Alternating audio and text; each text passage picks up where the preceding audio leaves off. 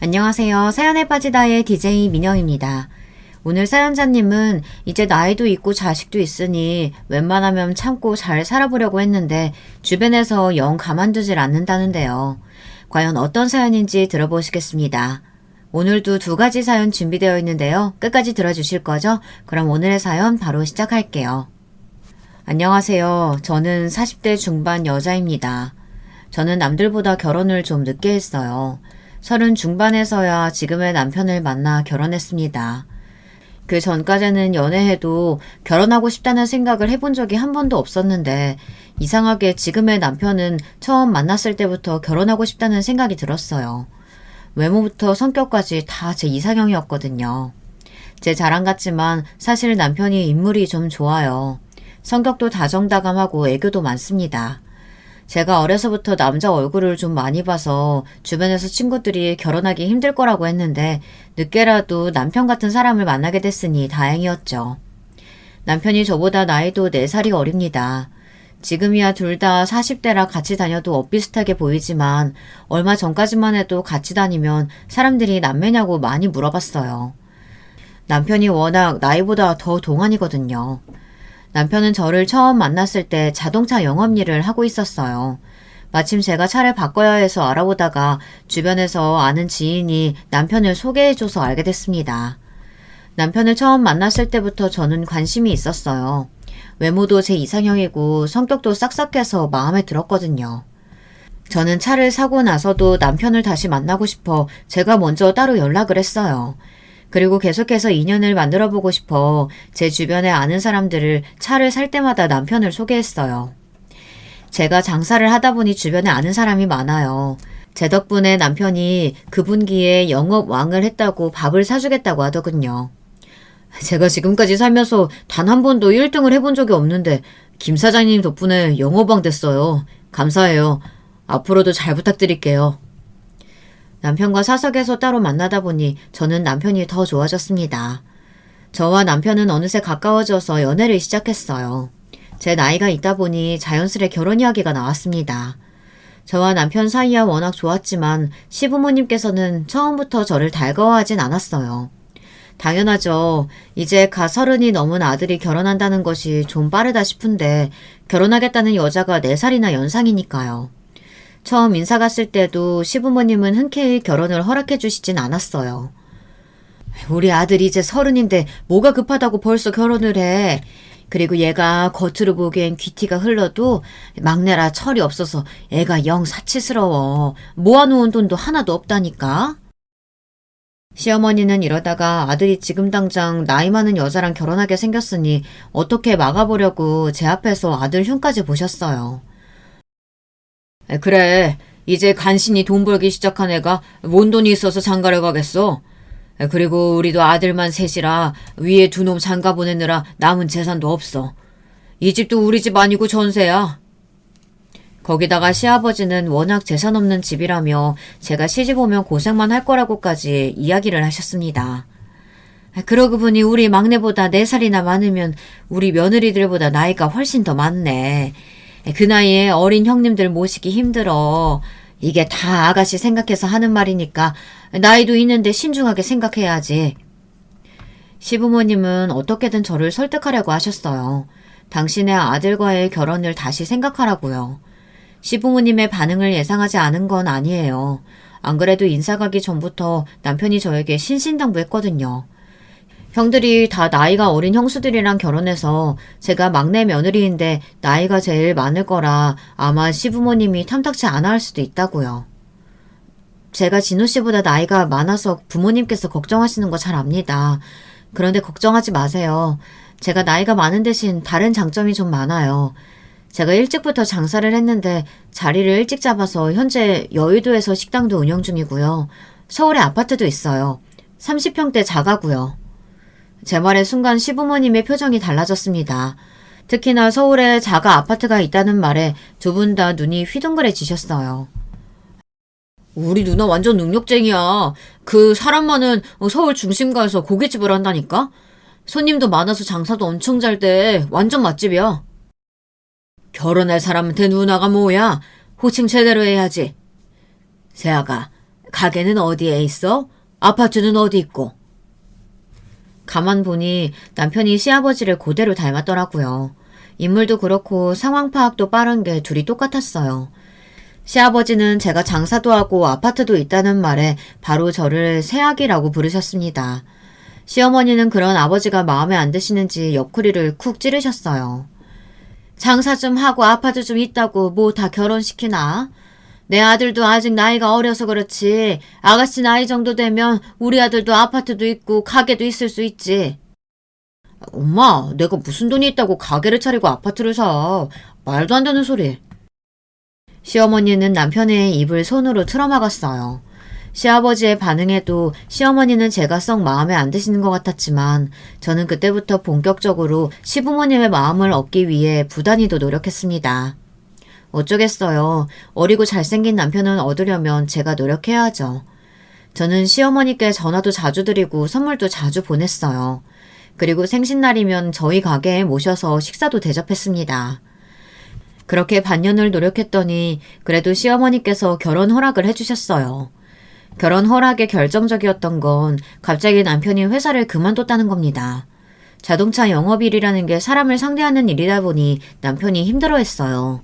이상한 사람들도 많고 무리한 요구를 하는 사람들도 많다 보니 스트레스가 많았습니다. 남편은 어차피 결혼할 사이이니 제 가게에서 같이 일해보고 싶다고 했어요. 영업이야 자기 전문 분야라 손님 상대하는 건 자신 있다고요. 저야 남편이 도와주면 너무 좋을 것 같아 그렇게 하기로 했습니다. 남편 말대로 어차피 결혼할 사이니까요. 그런 모습이 시부모님이 보시기엔 마냥 철없던 막내 아들이 저를 만나 정신 차렸다고 느끼신 것 같아요. 뭘 해도 1년을 못 버티던 놈이 그래도 가게 일은 재밌는지 새벽부터 일어나서 고기도 사러 가고 늦게까지 장사하고 들어와서도 힘들다는 소리 안 하는 거 보면 새아기 덕분에 저놈이 적성을 찾았나 보다. 우리 새아기가 복덩이지 뭐야. 나중에 알게 된 사실인데 남편이 학창시절부터 워낙 공부도 안 하고 사고뭉치였대요. 위에 형들은 다들 공부도 잘하고 자기 앞가림도 잘해서 잘 사는데 막내 아들인 남편만 제대로 된 일자리도 못 구하고 여기저기 떠돌아다니다 회사에 들어가도 잘 버티지 못하니 집에서는 천덕꾸러기 신세였죠. 아주버님이나 시아버님이 보시기에는 사고뭉치 막내 아들이 저를 만나 정신을 차린 것처럼 보이셨던 것 같아요. 저와의 결혼을 적극적으로 밀어주셨거든요. 남편과 저는 곧바로 결혼식을 올렸습니다. 제 아파트에서 신접살림을 시작하고 둘이 열심히 가게를 운영했어요. 저와 남편은 결혼한 지 1년 만에 아이가 생겼습니다. 저는 꿈만 같았어요. 제가 나이가 있다 보니 아이는 꿈도 안 꿨었는데 이렇게 빨리 생길지 몰랐거든요. 그런데 꿈만 같았던 것도 잠시 아이가 생기니 모든 생활이 다 뒤죽박죽 정신이 없더군요. 제 인생이 통째로 변해버렸습니다. 딸아이를 낳자마자 저는 눈물 나는 전몸살로 한 달 넘게 아무것도 못하고 집에 누워만 있어야 했어요. 태어나 그런 고통은 처음 경험했습니다. 얼마나 참기 힘든지 누가 제 가슴을 좀 떼어가줬으면 좋겠더군요. 아이도 키워야 하고 가게도 나가봐야 하는데 모든 게 다 엉망이었어요. 누가 좀 도와줬으면 좋겠는데 아무도 저를 도와줄 사람이 없었습니다. 남편은 저를 대신해서 가게에 나가야 했고 친정 부모님은 두 분 다 강원도에 계시니 아이를 봐주러 올라오실 수 없었습니다. 친정 부모님은 강원도에서 소를 키우고 계시거든요. 급한 대로 시어머니께 부탁해서 며칠 우리 집에 오셨는데 시어머님 앞에서 며느리가 버젓이 가슴에 양배추를 올리고 누워있기 민망해 며칠 만에 제가 오시지 말라고 했습니다. 민망한 것도 민망한 거였지만 시어머니의 잔소리가 너무 듣기 싫었거든요. 노산이라 그런가. 너는 애가 참 유난하다. 임신했을 때부터 입덧도 심해서 우리 아들 아무것도 못 먹게 하더니만 이제는 전몸살 때문에 애도 안 보고 저렇게 누워만 있으니 하루 종일 힘들게 고기 굽고 들어온 남편 밥이나 챙기겠어? 임신했을 때부터 시어머니는 제가 뭐만 하면 유별나다고 하셨어요. 입덧이라는 게 제 마음대로 되는 게 아니잖아요. 냉장고를 열기만 해도 구역질이 올라와서 한동안 남편이 집에서 밥을 못 먹었어요. 아예 식당에서 밥을 먹고 들어왔습니다. 어머님, 진호 씨는 밖에서 밥이라도 먹고 들어오죠. 저는 꼼짝도 못해서 아예 밥도 못 먹어요. 저 좀 보세요. 애 낳고 한 달도 안 돼서 10kg가 빠졌다니까요. 임신 전보다 더 빠졌어요. 임신했을 때도 그렇고 애 낳을 때도 그렇고 항상 당신 아들만 걱정하는 시어머니가 얄미워서 저도 참다가 한마디 했습니다. 사실 그렇잖아요. 남편이랑 어딜 가나 잘 먹고 다니지만 저는 하루 종일 꼼짝도 못하고 시름시름 앓고만 있잖아요. 누가 봐도 제가 더 안쓰럽고 불쌍한데 자꾸만 당신 아들만 걱정하는 시어머니가 미웠습니다. 살 빠지니까 전보다 훨씬 보기 좋구만 뭘 그러니? 안 그래도 너 임신했을 때 살 너무 많이 쪄서 큰일이다 싶었어. 안 그래도 우리 아들이랑 다니면 비교되는데 양심 있으면 돼지처럼 살찌면 안 되지. 시어머니는 같은 말을 해도 참 밉게 하는 능력이 있습니다. 툭하면 제 앞에서 저랑 남편을 비교하고 제가 부족하다고 대놓고 말했어요. 갑자기 생각나는 게 애 낳을 때도 너무 짜증났습니다. 예정일보다 일주일 빨리 양수가 터져서 급하게 병원에 갔는데 병원 근처에 사시는 시어머니께서 먼저 병원에 오셨어요. 간호사가 남편분은 언제 오느냐고 아마 바로 분만에 들어갈 것 같다고 빨리 오셔야 한다고 했는데 시어머니는 그런 상황에서도 밉살 맞은 소리를 했습니다. 애 낳는데 남편이 꼭 들어가야 하나? 우리 아들이 막내라 마음이 여려서 같이 들어가면 너무 충격받을 것 같은데. 새아기, 넌 나이도 있고 건강하니까 혼자 들어가도 충분히 다 할 수 있잖아. 굳이 남편한테 그런 모습 보여줘서 좋을 게 뭐가 있어? 금방이라도 애가 제 배를 뚫고 나올 것처럼 아픈 와중인데도 시어머니의 말 한마디에 저는 울컥 눈물을 쏟을 뻔했습니다. 아무리 자기 아들이 귀해도 그렇지 어떻게 지금 당장 애 낳으려고 진통하는 며느리한테 그런 소리를 할 수가 있을까요? 심지어 같은 여자인데도 저런 개념 없는 생각을 할 수 있을까 싶었습니다. 저는 시어머니를 한번 쏘아보고 간호사에게 지금 당장 남편에게 전화해달라고 소리쳤습니다. 시어머니의 말 따위는 듣고 싶지 않아서요. 그런데 그날 믿기지 않는 일이 벌어졌어요. 애는 제가 낳는데 졸도는 남편이 했습니다. 시어머니 말이 맞았어요. 남편은 마음이 여려도 너무 여렸습니다. 애를 낳으러 분만실에 들어갔는데 남편이 분만실에 같이 들어간 지 10분 만에 쓰러졌어요. 분만실에 있던 사람들이 모두 다 놀라 남편을 데리고 나갔습니다. 남편은 결국 첫 딸이 태어나는 순간을 보지 못했습니다. 그런 일이 있었으니 시어머니는 그 이후부터 저에게 더 잔소리를 했어요. 당신 말을 들어서 나쁠 게 없다는 식이었죠. 그러게 내가 굳이 애 낳는데 남편 끌고 들어갈 필요 없다고 했잖아. 안 그래도 마음 여린 우리 막내 얼마나 놀랐겠어? 행여나 둘째 가질 때는 그때는 절대 데리고 들어갈 생각 마라. 엄마, 내가 처음이라 너무 놀라서 그렇지. 둘째 때는 당연히 할 수 있어. 여보, 걱정하지 마. 내가 둘째 때는 꼭 멋지게 옆에 있어줄게.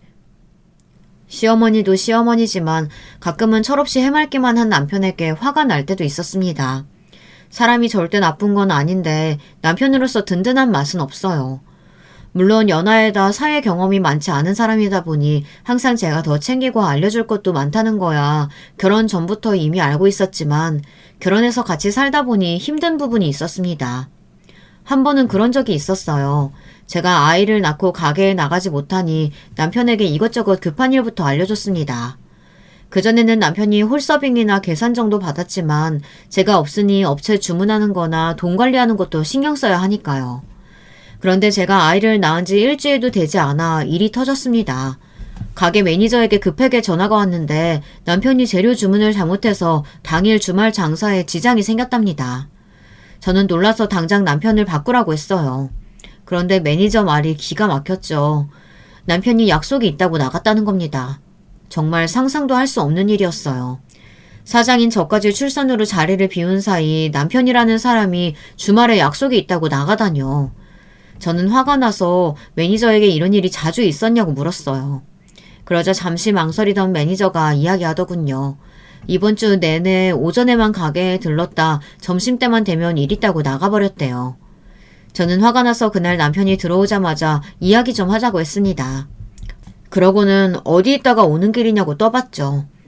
그랬더니 뻔뻔한 남편이 너무 당연하게 가게에 있다 왔지 자기가 어디 있다 왔겠느냐고 하더군요. 저는 어이가 없어서 버럭 소리를 질렀습니다. 당신 어떻게 나한테 이럴 수가 있어? 오늘 매니저한테 전화 왔어. 당신이 주문 잘못했어. 오늘 장사 다 망했다고. 그것도 모르고 약속 있다고 나갔다며? 당신이 거짓말하면 내가 모를 줄 알았어? 저는 남편에게 너무 실망해서 눈물이 다 났습니다. 제가 어떻게 이 일궈낸 가게인데 저를 도와주겠다던 남편이 어떻게 이럴 수 있나 싶어서요. 저는 배신감에 남편에게 앞으로 가게에 나가지 말라고 엄포를 놓았습니다. 당신이 가게에 이렇게 대충 할 줄 알았으면 애초에 당신한테 가게 안 맡겼어. 내일부터 오빠한테 와서 도와달라고 할 테니까 당신은 집에서 애나 봐. 친정 부모님은 소를 키우시고 그 옆에서 오빠가 크게 한우 정육 식당을 해요. 배운 게 도둑질이라고 저도 서울에 올라와 고깃집을 시작한 거고요. 오빠가 하는 정육 식당이야 올케 언니도 있고 직원도 많으니 제가 도와달라고 하면 오빠는 단번에 와줄 거예요. 여보 미안해. 내가 잘못했어. 나 아빠 됐다고 친구들이 축하해주겠다고 자꾸 부르는데 거절할 수가 있었어야지. 다시는 안 그럴 테니까 나 쫓아내지 마. 제발 자기야. 제가 그렇게까지 단호하게 할 줄은 몰랐는지 남편이 깨갱했습니다. 남편은 제 손을 잡고 어쩔 줄 몰라 하며 아양을 떨었어요. 다시는 안 그런다고요. 이런 게 바로 연하의 맛인가 봅니다. 저도 문제인 게 남편이 애교만 좀 떨면 더는 화를 낼 수가 없었어요. 다시는 가게를 비워두고 나가지 않겠다는 각서를 받아두고 남편을 용서했습니다. 그 이후로 남편이 제 눈치를 보며 시어머니께 부탁해 애를 봐주러 자주 오시는데요. 저는 그게 더 불편했습니다. 오실 때마다 매일 아들 걱정만 하다 가시니 도무지 함께 있을 수가 없었어요. 저더러 남편 올 때가 되면 그렇게 퍼질러 있지 말고 옷도 좀 예쁘게 입고 화장도 좀 하라고 했습니다. 저는 기가 막혔어요. 아직 몸도 회복도 되질 않아 제대로 앉아있지도 못하는 사람한테 옷을 갖춰 입고 화장을 하라니요. 남자라는 게 다 똑같다. 나이가 많든 적든 예쁜 여자 좋아하는 건 다 똑같아. 특히나 애 하나 생기면 남자들이 딴 데 눈 돌리게 돼 있어. 거기다가 너는 우리 진호보다 4살이나 많잖아. 항상 가꾸고 노력해야지. 저도 시어머니의 말뜻을 모르는 건 아니었지만 아무리 그래도 매번 저런 소리를 들으니 저도 제 몸이 힘들 땐 너무 듣기 싫더라고요. 아내가 제일 힘들 때 딴 생각하는 놈은 이미 글러먹은 놈인데 그런 놈하고는 못 살죠. 애까지 낳았는데 이런 놈이든 저런 놈이든 참고 살아야지 어떡하니? 남자가 실수 좀 했다고 애들 아비 없는 자식으로 키우게? 가만 보면 시어머니는 참 분수해요. 애 봐주러 와서는 항상 제 속만 다 뒤집어 놓고 가셨습니다. 저러니 제가 시어머니더러 계속 오라고 할 수 있었겠어요. 아무리 애 보는 게 힘들어도 시어머니와는 하루도 같이 있을 수가 없었습니다. 더군다나 애 키우는 방식도 너무 마음에 안 들었어요. 어느 날 태어난 지 100일도 안 된 애 기저귀를 자꾸 벗겨두시더라고요. 저는 여자애를 왜 자꾸 벗겨놓냐고 벌레라도 들어가면 어쩌려고 그러냐고 한 소리 했습니다.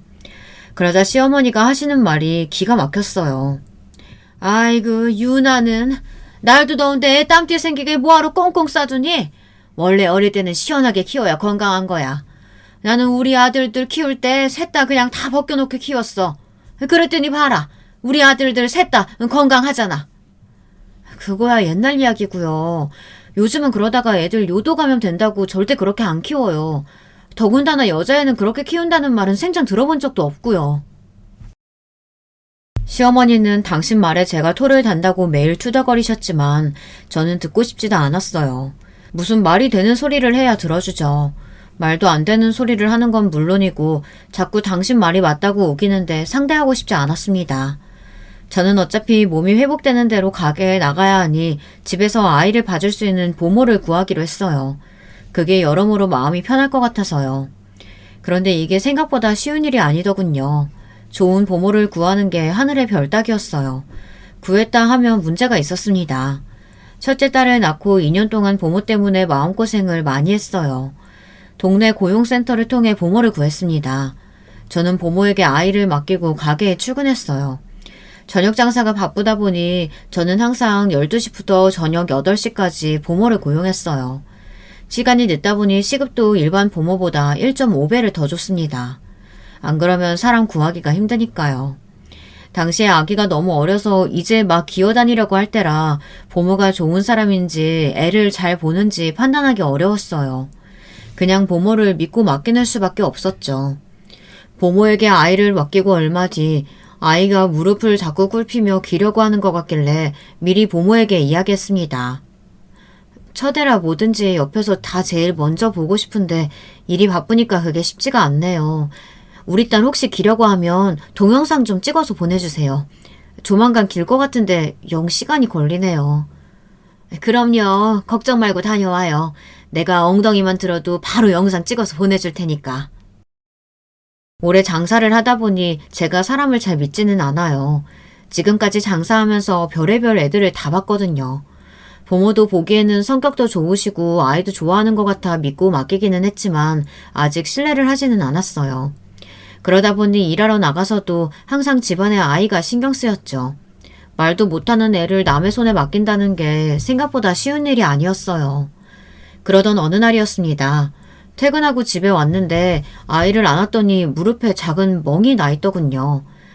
저랑 있을 때도 아이가 자꾸 기어다니려고 무릎을 세우길래 모모에게 제가 꼭 무릎 보호대를 씌워달라고 부탁했는데 깜빡한 것 같았어요. 저는 다음날 부모에게 좋은 소리로 무릎에 자꾸 상처가 생기니 신경 써달라고 한마디 했습니다. 그런데 며칠 뒤에도 같은 자리에 자꾸만 멍이 커지는 것 같더군요. 저는 아무래도 이 아줌마가 말만 잘하고 일은 대충대충 하는 사람인 것 같았어요. 퇴근하고 돌아오면 항상 기저귀도 안 갈았고 샤워시키고 머리도 잘 안 말려주시는 것 같더라고요. 사소한 것들이지만 제가 신경 써달라고 하는 부분이 잘 고쳐지지 않으니 마음에 안 들었습니다. 저는 아무래도 새로운 보모를 구해야겠다 싶어 따로 알아보고 있었어요. 그런데 며칠 뒤 믿기지 않는 일이 벌어졌습니다. 제가 하루 쉬는 날 아이를 유모차에 태워 산책하고 있었는데 경비 아저씨께서 말을 걸더라고요. 아이고 이쁜이가 오늘도 산책 나왔구나. 근데 오빠는 어딨어? 매일 오빠랑 같이 나오더니 오늘은 혼자네. 저는 경비 아저씨의 뜬금없는 오빠라는 소리에 아니라고 저희는 외동이라고 말했습니다. 오빠 없다고요. 그러자 경비 아저씨가 의아해하면서 다시 한번 아이 얼굴이랑 유모차를 확인하시더군요. 아닌데 원래 할머니가 애들 봐주잖아요. 매일 어린이집 끝나는 시간이면 2살, 한 3살 된 남자애 데리고 내려와서 놀이터에서 놀 때 있고 또 저녁에는 둘 다 데리고 나올 때도 있던데. 경비 아저씨의 이야기가 워낙 상세해서 아이를 잘못 보고 이야기하는 것 같지는 않았습니다. 저희 딸이 매일 쓰고 나오는 토끼 모양 머리띠도 기억하시더라고요. 저는 아무래도 경비 아저씨의 이야기가 마음에 걸려 관리실에 가서 CCTV를 보여달라고 했습니다. 제 눈으로 확인을 해야 마음이 놓일 것 같아서요. 그런데 경비 아저씨의 이야기는 사실이었습니다. 동네 어린이집 하원버스가 도착했는데 저희 보모 아줌마가 웬 남자애를 데리고 놀이터로 가더라고요. 저는 처음 보는 아이였어요. 바로 CCTV에 찍힌 시간을 확인했더니 분명히 우리 집에서 우리 딸을 보고 있어야 하는 시간이었어요. 저는 어이가 없어서 다른 영상도 돌려봤습니다. 그런데 몇 시간 뒤 제 딸아이를 유모차에 태우고 보모가 나오는데 옆에 아까 봤던 그 남자아이가 버젓이 있더군요. 심지어 그 남자아이를 쫓아다니느라 제 딸은 계속 유모차에 방치되어 있었어요. 기가 막혔습니다. 저는 곧장 보모 아줌마에게 전화해 지금 당장 아파트 관리실로 오라고 소리를 질렀습니다. 그리고 이게 도대체 무슨 상황인지 제게 설명하라고 했습니다. 영상을 본 보모는 놀라서 어쩔 줄 몰라 하더군요. 알고 보니 제가 고용한 보모 아줌마는 두탕을 띄고 있었어요. 원래 우리 애를 보기 전에 제가 사는 아파트에 같은 동 사는 남자애를 갓난 아기 때부터 봐줬었는데 그 아이가 어린이집에 다니기 시작하니 보모의 시급이 반으로 준 거예요. 애 하원시키고 3시간만 봐주면 되니까요. 그래서 처음엔 그 일은 그만두고 다시 다른 아이를 보려고 했는데 마침 제가 그 아이와 같은 아파트, 같은 동에 살고 있었던 거죠. 우연도 그런 우연이 없으니 보모 아줌마는 욕심이 났던 겁니다. 저희 딸은 어려서 누워만 있으니 잘하면 둘 다 보고 돈도 더 벌 수 있겠다 싶었던 거죠. 정말 세상엔 이상한 사람들이 너무 많습니다. 아무리 돈이 좋아도 그렇지 어린애를 보러 온 사람이 저를 속이고 몇 시간씩이나 제 딸을 혼자 집에 방치했던 거예요. 그러는 사이 제 딸은 혼자 방 안을 뒹굴며 기어다녔을지도 모릅니다. 사기꾼 보모가 그 남자아이를 보는 사이에 말이죠. 저는 곧장 그 남자아이의 부모에게 연락을 했습니다. 그리고 그 집과 함께 보모를 고소하고 저에게 그런 사기꾼을 소개한 업체도 다 고소했습니다. 그랬으니 제가 어떻게 사람을 믿을 수가 있었겠어요. 저는 새로운 보모를 구할 때까지 남편에게 아이를 보라고 했습니다. 당시에 가게에 일이 많아서 제가 가게를 비울 수가 없었거든요. 물론 남편도 시어머니도 말이 많았습니다. 여보, 아무리 그래도 내가 혼자 애를 어떻게 봐. 우리 그냥 엄마한테 맡기자. 그러면 우리 둘 다 가게에 나가서 일할 수 있으니까 좋잖아. 내가 새아기 너 나가서 돈 좀 번다고 내 아들 은근 무시하고 깔보는 거 진작 알고 있었지만 아무리 그래도 집안의 가장한테 집에 눌러앉아서 애나 보라니. 그건 내가 절대 용납할 수 없다. 차라리 내가 보고 말지. 시어머니는 귀한 막내 아들이 애를 보게 할 수는 없다며 차라리 매일 본인이 우리 집에 와서 애를 보시겠다고 했습니다. 저는 그것만큼은 막고 싶었어요. 가끔 얼굴 마주치는 것도 싫은 시어머니를 매일 보고 제가 살 수가 없으니까요. 어머님도 아들 셋 키워보셨잖아요. 애 키우는 게 얼마나 힘들고 대단한 일인데 제가 설마 진호 씨를 무시해서 집에서 애 보라고 했겠어요? 엄청 중요한 일이니까 진호 씨한테 맡기려고 하는 거죠. 제가 혼자 집에서 애 볼 때는 일절 그런 소리 한 적도 없으면서 항상 본인 아들 걱정만 하던 시어머니가 꼴도 보기 싫었습니다. 그리고 시어머니는 툭하면 남편더러 집안에 가장이라는 소리를 하시는데 남편이 혼자 힘으로 할 줄 아는 게 뭐가 있다고 도대체 가장이라고 하는 건지 이해가 안 됐습니다. 새로운 보모 구할 때까지만이니까 어머님 너무 걱정하지 마세요. 여보, 당신이 우리 딸 잘 볼 수 있지? 마음 같아서는 우리 일에 왜 사사건건 참견이냐고 제발 좀 신경 끄라고 시어머니에게 소리치고 싶었지만 그럴 수는 없었습니다. 제가 사랑하는 남편의 어머니이니 예의를 지켜야 했으니까요. 그로부터 얼마 뒤 제 앞에 구세주가 나타났어요. 제가 강원도에 살 때 아버지 가게에서 함께 일했던 세희라는 동생이 있었는데 서울에 올라왔다고 연락이 왔더라고요. 앞으로 서울에서 살아보려고 올라왔다며 가게로 인사하러 찾아왔더라고요. 너 어린이집에 취직했다고 하지 않았어? 일은 어떻게 하고 갑자기 서울에 올라왔어? 아버지에게 듣기로는 세희가 어린이집에 취직해서 식당을 그만뒀다고 했는데 갑자기 무슨 일로 서울에 올라왔나 싶었습니다. 그 동네 애들이 너무 없어서 내가 일하던 어린이집도 문을 닫았어. 강원도에서는 어린이집 찾기가 너무 힘들어서 아예 서울에서 일해보려고. 언니도 알다시피 내가 애를 너무 예뻐하잖아. 난 이 일이 적성에 딱 맞더라고. 세희가 워낙 성격도 밝고 싹싹하니 예뻐요. 같이 아버지 식당에서 일할 때도 아버지나 오빠도 저보다 세희를 더 예뻐했습니다. 얘가 손님들에게 친절하고 일도 잘했거든요. 그런데 그 순간 저는 머리에 딱 떠오르는 생각이 있었습니다. 저는 세희의 손을 덥석 잡았어요. 세희야, 네가 우리 애 좀 봐줄래? 내가 너 어린이집에서 일할 때 월급보다 더 줄게. 세희를 제가 동네에서 고등학교 때부터 봐왔어요. 나이는 어려도 착하고 예의도 바릅니다. 거기다 어린이집 선생님이었으니 이만한 보모가 없었죠. 저는 혹시나 세희가 싫다고 할까봐 마음 졸였는데 다행히 세희가 흔쾌히 우리 애를 봐주겠다고 했어요. 언니 딸이면 내 자식이나 마찬가지인데 내가 봐주면서 월급까지 받으면 나는 너무 좋지. 사람은 죽으라는 법은 없나 봅니다. 세희가 제 앞에 떡하니 나타나준 덕분에 세희에게 아이를 맡기고 저는 마음 놓고 일할 수 있었어요. 다행히 보모를 금방 구했으니 남편도 만족해했죠. 세희가 아이를 봐주고 나서는 집안이 안정을 되찾아갔습니다. 세희는 몇 년 보지 못한 동안 더 성숙해졌더라고요. 아무리 알던 사이라도 남의 집에 애 보는 게 쉬운 일이 아닐 텐데 애까지 보며 제가 해야 할 집안일까지 신경 써줬어요. 매일 늦게 집에 오는 저와 남편이 배고플까봐 반찬도 짬짬이 해놓고 빨래도 돌려줬어요. 저는 힘들게 그러지 말라고 몇 번이나 말했지만 제가 그러면 세희는 오히려 더 서운하다고 했습니다. 내가 점심 먹으려고 해놓은 건데 같이 먹으면 좋지 뭘 그래. 내가 아무리 언니한테 월급 받고 이래도 우리가 남이야? 언니가 그러면 나 서운해. 고마워서 그렇지. 내가 서울에서 오래 살면서 장사하다 보니까 아주 사람이 다 싫었었는데 너 오고 나서는 마음이 이렇게 편할 수가 없다. 이래서 사람들이 나이 들면 고향에 내려가서 살고 그러나 봐. 내가 너 없었으면 어쩔 뻔했니?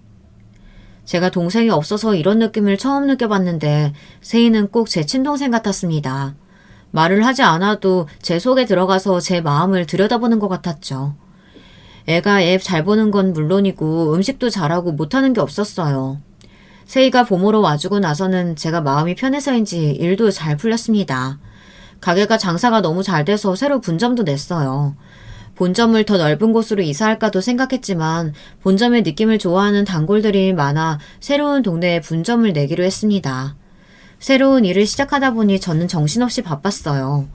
그러던 와중에 경사가 겹쳤습니다. 둘째가 생겼어요. 사실 일도 많은데 애까지 하나 더 생겼으니 저는 고민거리가 더 많아졌죠. 그런데 그런 저의 고민을 세희가 싹 다 해결해줬어요. 언니, 내가 있는데 뭘 걱정해. 둘째도 건강하게만 낳아요. 내가 다 키워줄 테니까. 저는 친정 부모님 두 분 다 항상 소 키우랴 가게 하랴 정신이 없으셔서 저를 잘 돌봐주지 않으셨어요. 그래서 저는 나중에 엄마가 된다면 자식들 옆에 꼭 붙어있는 좋은 엄마가 되어야지 했습니다. 그런데 그런 다짐이 무색하게 저도 일이 바빠 좋은 엄마가 되어주지 못하고 있어요. 그래서 항상 잠이 든 딸아이를 보면 미안했죠. 그런데 제 옆에 세희가 든든하게 있어주니 꼭 천군만마를 얻은 것만 같았습니다. 세희, 네가 결혼해서 애 낳고 힘든 일 있으면 그때는 내가 다 도와줄게. 말만 해. 진심이었습니다.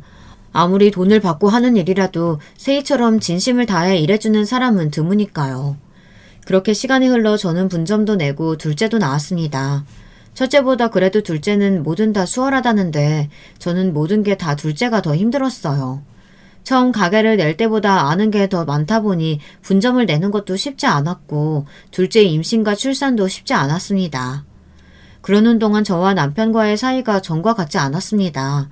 아무래도 남편과 저는 일도 함께하고 아이도 둘이나 키우다 보니 하루 24시간을 항상 붙어있는 거는 다름없었어요. 그러다 보니 언젠가부터 서로에게 소홀해지고 만나면 싸우기만 했습니다. 남편은 원래도 자유로운 사람이에요. 친구도 많고 모임도 많습니다. 이제 돈도 좀 벌었으니 여기저기 다니면서 돈도 쓰고 사람도 만나고 다녀야 하는데 제가 그런 걸 못하게 하니 부딪힐 일이 많았어요. 지금이 몇 시야? 어떻게 나가기만 하면 집에 들어올 생각을 안 해? 당신은 하루 종일 밖에서 일하면서 애들이 보고 싶지도 않아? 아직 기저귀 찾고 꼬물꼬물 거리는 애들이 뭘 기억한다고 자꾸 일찍 들어오라고 잔소리야. 애들 크면 내가 다 알아서 잘할 거니까 걱정하지 마. 남편은 아이가 둘이 생기고도 정신을 못 차렸어요. 항상 밖으로만 돌았습니다. 저도 친구도 좋고 모임도 좋지만 가족이 더 중요하다고 생각했어요. 아이들도 점점 크는데 아이들과 함께 더 많은 시간을 보내는 게 중요하니까요. 애들이 너무 어릴 때부터 세희와 함께 키우다 보니 아이들도 언젠가부턴 아빠와 엄마와 보내는 시간보다 세희와 보내는 시간을 당연하게 생각했어요. 세희도 이제 나이가 찼으니 연애도 하고 결혼도 해서 아이를 낳아야 하는데 우리 집에서 오래 일하다 보니 그런 기회들을 놓치는 게 아닌가 걱정됐습니다. 그러던 중 마음에 걸리는 일이 좀 있었어요. 큰아이가 유치원에서 소풍을 다녀왔어요. 세희에게 들어서 소풍에 다녀온 줄은 알고 있었습니다. 그런데 며칠 뒤 딸아이와 이야기를 하다가 들었는데 세희와 함께 소풍을 다녀왔다는 겁니다. 다른 친구들은 다 엄마랑 같이 왔어. 나는 세희 이모랑 같이 가고. 알고 보니 유치원에 입학하고 처음 가는 소풍이라 부모 중 한 명이 함께 참석해야 했더라고요. 저는 처음 듣는 소리라 놀라서 다시 한번 아이에게 확인했습니다. 세희가 지금까지 한 번도 일을 이런 식으로 한 적은 없었거든요. 유치원 행사가 있거나 부모가 참여하는 일이 있으면 항상 먼저 말했었는데 왜 나한테 말도 없이 멋대로 본인이 갔는지 이해할 수 없었죠. 더군다나 더 말이 안 되는 게 어린 둘째까지 데리고 큰딸 소풍에 혼자 따라갔다는 게 말이 안 됐습니다. 그러기엔 세희도 혼자 힘들었을 테니까요. 그런데 딸아이의 닿은 말이 저를 더 경악하게 만들었습니다. 에이, 이모가 힘들게 어떻게 동생까지 혼자 데리고 와. 진수는 아빠가 데리고 왔지? 순간 저는 제 두 귀를 의심했습니다. 그러니까 딸의 말은 세희와 남편이 둘이 큰딸 소풍에 따라갔다는 겁니다. 제게 말 한마디 하지 않고요. 저는 생각할수록 두 사람 모두 괘씸해서 가만히 있을 수가 없었습니다. 저는 곧바로 아이들을 재우고 남편에게 갔습니다. 몸을 돌리고 자는 남편을 깨워 소풍에 대해 따져 물었어요. 정말 세희랑 둘이 딸 소풍에 갔다 왔느냐고요. 그러자 남편은 오히려 천연덕스러운 얼굴을 하고 그게 뭐가 문제냐는 듯 굴었습니다. 아, 소풍? 세희 씨가 혼자 간다고 했는데 아무래도 진수까지 데려가기 힘들 것 같아서 내가 시간 되길래 따라갔어. 뭐가 그게 문제라고 사는 사람을 깨워. 아무리 그래도 우리의 소풍인데 나한테 말을 했어야지. 어떻게 지금까지 말 한마디를 안 할 수가 있어? 당신 그날 분점 냉장고 새로 들어온다고 바쁘다고 했잖아. 그래서 말해봐야 또 화만 낼 것 같아서 말 안 한 거야. 기가 차다 못해 말문이 턱 막혔습니다. 남편은 정말이지 살면 살수록 상식이라는 게 없는 사람인 것 같아요. 옛날에는 그런 철없고 구김살 없는 모습이 귀여워 보였는데 시간이 지날수록 답답하고 화가 났습니다. 왜 저렇게 사람이 나이가 들어도 변하는 게 없을까 싶어서요. 남편은 어차피 애 봐주는 보모인데 소풍에 같이 좀 간 게 뭐가 대수냐고 했습니다. 만약 미리 저에게 말했으면 가지 말라고 말할 것 같아서 그냥 말을 안 했대요. 그러면서 하는 말이 저랑도 주말이면 자기한테 말 안 하고 세희랑 같이 쇼핑도 가고 키즈 카페에도 가지 않느냐고 말도 안 되는 핑계를 갖다 붙였습니다. 그거랑 이거랑 같아? 유치원 선생님들이나 다른 엄마들이 뭐라고 생각하겠어. 세상에 어떤 애 아빠가 보모랑 소풍회를 같이 와. 당신은 그게 문제야. 남의 시선을 너무 신경 써. 언제는 세희씨 보모 아니고 친이모라더니 이럴 때는 또 보모야? 어이구 위선 쩐다 쩔어. 남편은 둘째가 생기고 나서부터 자꾸만 제 앞에서 빈정거렸어요. 그전에는 제 눈치를 보는 신용이라도 하더니 요즘 들어서는 제가 분점 때문에 바빠 본인이 본점을 맡아서 일 좀 했다고 아주 기고만장해졌습니다. 아무리 당신보다 내가 나이는 어려도 나도 이제 40 넘었어. 애들도 점점 크는데 자꾸 나 무시하지 마. 소풍에 가든 말든 내가 알아서 하니까. 아무래도 뭔가 이상했습니다. 남편이야 원래 철없는 사람이 그렇다 치지만 세희까지 왜 그렇게 한 건지 이해가 되질 않았죠. 저는 다음날 집에 온 세희에게 소풍에 대해 어떻게 된 일인지 물었습니다. 왜 저에게 부모 동반이라고 말하지 않았는지요. 제 말에 세희는 놀란 토끼눈이 됐어요. 그러더니 미안했습니다. 언니, 사실은 내가 부모 동반이라고 언니한테 말한다는 걸 깜빡한 거 있지. 그래서 그냥 내가 금방 갔다 오면 되겠지 해서 가려고 했는데 마침 형부가 그날따라 오전에 잠깐 집에 왔더라고. 내가 김밥 싸고 있으니까 웬 김밥이냐고 물어서 소풍 간다고 말했는데 형부가 마침 시간 된다고 같이 가자고 해서 같이 가게 된 거야. 언니한테 내가 미리 말했어야 했는데 미안해 언니. 세희는 상황이 뭔가 꼬여서 그랬다며 차근차근 설명했습니다. 저는 세희를 잘 알아요. 얘가 일부러 저를 곤란하게 하려고 그런 일을 할 애는 아니라는 걸 알고 있습니다. 무슨 말인지 알았어. 안 봐도 뻔하지. 그이가 정신없이 같이 가자고 했겠지. 워낙 대책 없는 사람이야. 그래도 다음부터는 꼭 중간에라도 나한테 미리 말해줘. 애한테 듣는데 좀 당황스럽더라. 세희는 다시는 이런 일이 없을 거라고 했습니다. 하지만 며칠이 지나도 제 마음이 이상하게 풀리지 않았어요. 여자의 촉이란 참 이상합니다. 조금 더 일찍 눈치챘으면 좋았으련만 꼭 결정적인 순간이 되어서야 알아차리고 말아요. 저는 너무 늦게 알아버리고 말았습니다. 제가 또 사람을 믿어버리고 말았어요. 하필이면 제가 세상에서 가장 믿었던 두 사람에게 철저하게 속았습니다. 소풍 사건 이후 저는 자꾸 이상한 느낌이 들었습니다. 집안에 어느 것도 변한 것이 없는데 이상하게 뭔가 변하고 있다는 느낌이 들었죠. 아무래도 이상해서 세희에게 이것저것들을 물어봤지만 전혀 달라진 건 없다고 하더군요. 하지만 제가 보기엔 분명 이상한 것들이 있었어요. 그러던 어느 날 드디어 우리 집에 뭐가 이상한지 발견했습니다. 베란다에 있는 건조대에 남편 속옷이 항상 걸려 있었습니다. 낮이고 밤이고 꼭 걸려 있었어요. 남편이 원래 깔끔 더는 스타일이긴 한데 아무리 그래도 하루에 몇 번씩이나 속옷을 갈아입는다는 게 이해가 되지 않았죠. 저는 남편을 의심할 수밖에 없었습니다. 정확히 뭐라고 설명할 수는 없었지만 분명히 이상했어요. 제 느낌이 제발 아니기를 바랬는데 안타깝게도 제 촉은 틀리지 않았어요. 문제는 이미 시작되고 있었습니다. 제가 한번 이상하게 보모에게 당한 전력이 있잖아요. 세희가 보모로 오기 전에 한 달 정도 있었던 필리핀 보모가 있었어요. 그 사람도 믿을 수가 없어서 그때 제가 아무도 모르게 거실과 주방에 CCTV를 달았습니다. 저는 아무래도 기분이 쎄해서 그날 밤 모두가 잠든 밤에 혼자 CCTV를 확인했어요. 그런데 CCTV에 정확하게 다 찍혔더군요. 제 남편과 믿었던 세희의 만행이요. 저는 남편은 믿지 않았어도 세희는 믿었습니다. 남편이 누군가와 바람이 났어도 그게 세희라고는 절대 생각하지 않았어요. 그런데 남편의 상간녀는 세희였습니다. 제 집에서 버젓이 둘이 그런 짓거리를 저지르며 세희년이 그 작고 하얀 손으로 제 남편의 팬티를 빨아 매일 건조대에 말려둔 거죠. 저 보란듯이요. 도대체 이 년놈들이 언제부터 그런 건지 알아야겠어서 밤새 CCTV를 돌렸습니다. 그런데 딱 제가 둘째를 가졌을 때쯤이더군요. 그때부터 남편이 낮에 집에 자꾸만 드나들었어요.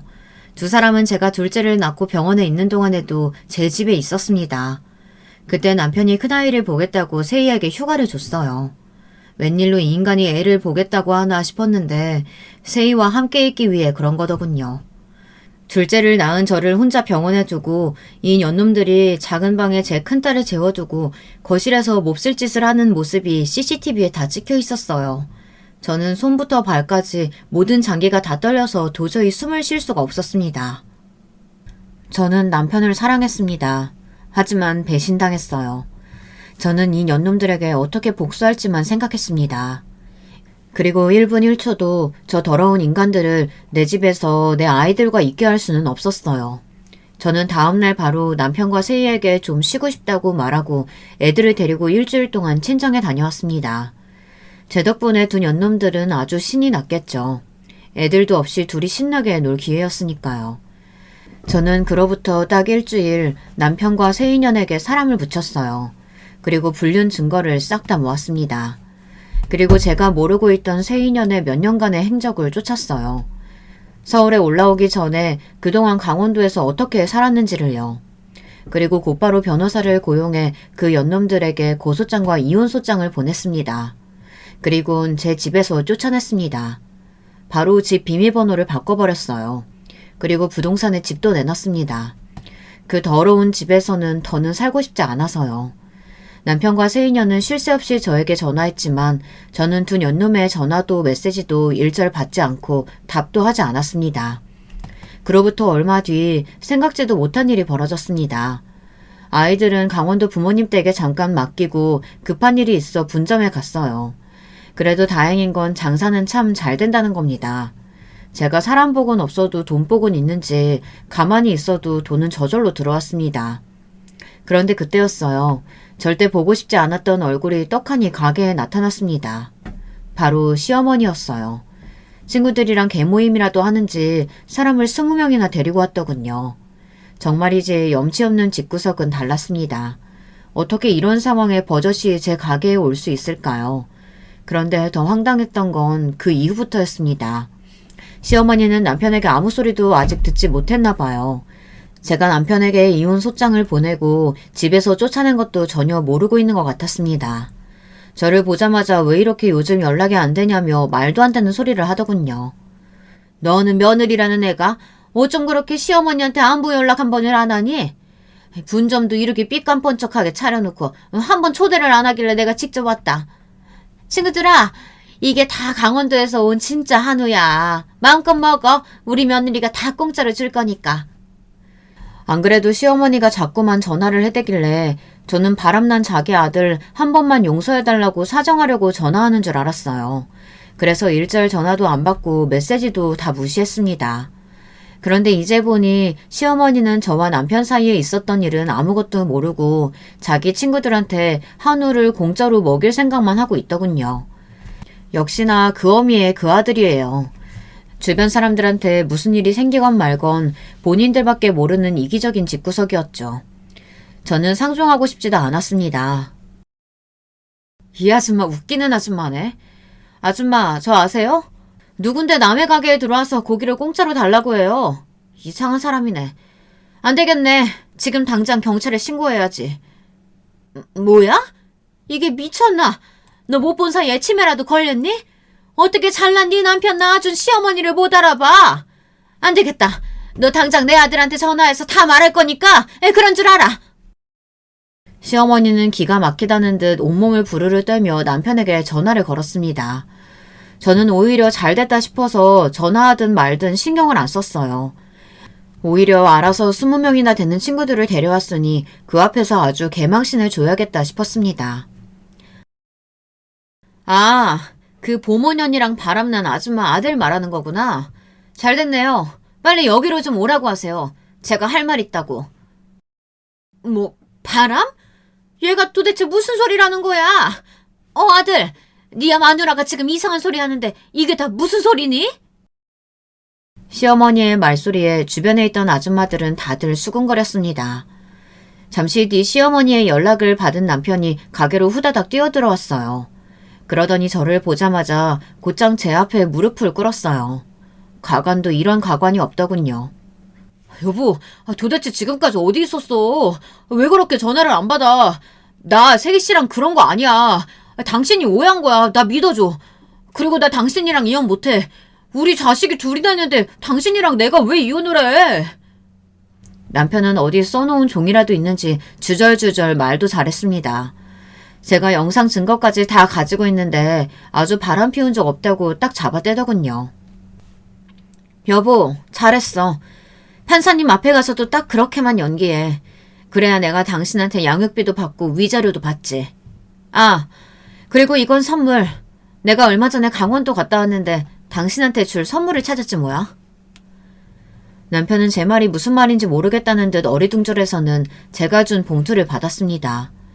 그리고 봉투 안에 든 내용을 보고 놀라 입이 쩍 벌어졌어요. 봉투 안에 든 건 바로 세인연의 상간녀 소송 기록이었습니다. 그건 저와의 소송 기록이 아니었어요. 알고 보니 세인연이 강원도에서 서울로 갑자기 올라온 게 일하던 어린이집이 망해서 그런 게 아니더라고요. 어린이집에 다니던 아이 아빠랑 바람이 나서 그 집을 아주 품비박산 내고 쫓겨 올라온 거였어요. 그 아이 엄마가 세이를 고소했다더라고요. 그래서 강원도에 살던 집도 위자료로 다 날리고 빈손으로 서울에 올라온 거였죠. 그래놓고 제 남편까지 꼬셔서 또 불륜을 저지른 거예요. 멍청한 새끼. 우리 애들 다시는 못 보게 해줄 거니까 각오해. 여기서 괜히 헛짓거리 하지 말고 그 꽃뱀년이랑 잘 살아. 아이고, 이 등신아. 네 주제에 무슨 바람을 피워? 제 말에 저보다 더 화가 난 시어머니는 갑자기 식당 셀프 코너로 달려가더니 그 무거운 김치통을 들고 달려와서 남편의 머리에 부어버렸습니다. 주변에 있던 개모임 아줌마들은 이 상황이 기가 막히면서도 너무 웃긴지 다들 배를 잡고 웃었습니다. 저도 너무 어이가 없어서 웃음이 터지더군요. 그러면서 시어머니는 저에게 사정했어요. 본인이 버릇을 고쳐놓을 테니 한 번만 봐달랍니다. 아줌마, 남의 식당에서 이게 무슨 행패예요? 지금 이거 다 당장 치워요. 치우는 김에 저 쓰레기도 같이 치우고요. 그랬습니다. 저는 그렇게 남편과 헤어졌어요. 이혼 소송은 끝났고 상간녀 소송은 아직 진행 중입니다. 이미 증거가 차고 넘쳐서 혐의는 다 인정이 됐지만 위자료가 아직 책정이 안 됐어요. 변호사 말로는 세인연에게 2억 정도는 받을 수 있을 거라고 하더군요. 물론 제가 받은 상처에 비하면 얼마 되지 않는 돈이지만 저는 그 돈이라도 악착같이 받아낼 거예요. 그 돈으로 평생 전 연놈들을 따라다니면서 괴롭히는 데 쓸 생각이거든요. 제 복수는 아직 끝나지 않았습니다. 지금부터가 시작이에요. 제 자식들 보란듯이 잘 키우고 전 연놈들 평생 불륜남 상간녀 타이틀을 달고 살 수 있도록 힘쓸 거니까요. 지금까지 저의 이야기 들어주셔서 감사합니다. 저에게 응원과 힘이 될 만한 댓글 달아주시면 감사하겠습니다. 여러분도 어떤 고난이 닥쳐도 항상 이겨내시고 행복하시길 바랄게요. 여러분, 두 번째 사연 시작하기 전에 좋아요, 구독 꼭 눌러주실 거죠? 그럼 두 번째 사연 바로 시작합니다. 한길 물속은 알아도 열길 사람 속을 모른다는 말처럼 빤히 지척에서 상대의 눈을 들여다본다 해도 그 눈이 어떤 진심을 담고 있는지는 우리가 알 수 없는 것 같지 않나요? 오늘 사연 제 진심을 담아 소개해드려 보겠습니다. 안녕하세요. 저는 늘 머릿속에 생각이 복잡하리 많지 가득 들어있는 여잔데요. 사연 한 편씩 들으면서 제가 그 사연의 주인공이 된 것 마냥 몰입하는 경향이 좀 있어요. 그렇게 하고 나면 은근히 스트레스가 해소되는 기분이 들더라고요. 제가 조금 특이하죠. 오늘은 진짜로 제가 한번 사연의 주인공이 되어보고자 해요. 저는 친정 본가가 경기도의 끝부분에 있어요. 중학교 때까지 쭉 서울에서 살다가 경기도로 이사를 간 거였어요. 친정 아버지께서 아주 번듯한 회사에 재직하시다가 여러 가지 이해관계에 휘말려 타의로 근무를 관두시게 된 것이 큰 계기였습니다. 친정엄마의 건강이 좀 안 좋았던 시기였는데 그런 안 좋은 일까지 겹치는 바람에 친정 부모님께서는 머리를 식힐 겸 염증 어린 서울 도심을 벗어나서 재충전을 하시고자 경기도행을 선택하셨던 거예요. 저는 위로 오빠랑 언니가 있는데 둘 다 대학생이었거든요. 오빠는 군입대를 목전에 두고 있었고요. 두 사람이 성인이고 자기 앞가림 알아서 잘하니까 별 걱정 없이 서울을 떠나실 수 있었던 것 같아요. 저는 선택권이 없었어요. 절대 서울을 떠나고 싶진 않았지만 사흘 밤낮을 울고 보채도 부모님의 결심을 제가 흔들 수는 없었네요. 오히려 철이 안 들었다, 불효자식이다, 너는 매사에 하등 도움이 안 되는구나 라는 말을 듣고 마음의 상처를 받았으면서 그게 희한하게도 나이가 들어갈수록 안 잊혀지는 기현상이 일어났네요. 을의 사춘기가 그렇듯 저도 위태로운 시간들을 보냈어요. 환경이 갑자기 바뀌었기 때문에 너무 낯설었고요. 그런 걸 보면 저는 유독 감수성이 예민하고 감성적인 학생이었어요. 대수롭지 않게 넘기거나 의연하게 대처한다거나 그런 걸 잘 못했던 것 같아요. 제가 학교 다닐 때까지만 해도 중학교 아니고 고등학교인데도 양아치들이 있었어요. 자기들끼리 일진팸인가 그런 걸 만들어서 몇몇 학교의 일진들끼리 모여서 의기투합했었고요. 말 그대로 껌 좀 씹는 애들이었습니다. 제가 융통성이 좀 없는 편이었고 말씀드렸다시피 대처 능력이 좋지 못했는데요. 하필이면 일진무리에 속해 있던 애한테 밉보이는 바람에 학교 생활이 곤란해졌었어요. 어느 날은 그 애가 쉬는 시간에 저를 불러내더니 노래를 부르면서 박자에 맞춰 제 머리를 때렸어요. 복도 구석에서 저는 그렇게 당하고만 있었는데 갑자기 의외의 구세주가 등장했어요. 슬리퍼를 질질 끌면서 나타난 사람은 3학년 명찰을 달고선 오만상을 쓴 채로 다가오더니 난데없이 제 앞에 선 걔의 머리통을 후려 갈겼습니다. 아, 누가 내 머리를 때려? 어떤 도른년이... 선배님, 죄송합니다. 제가 몰라뵙고 소리를 질렀습니다. 정말 죄송합니다. 너 뭔데 내가 지나다니는 복도에서 소란 일으키냐? 거슬리네. 야, 넌 오늘부로 나한테 찍혔다. 너 내가 공부에 관심 없는 거 알지? 너한테 관심 많이 가져줄게.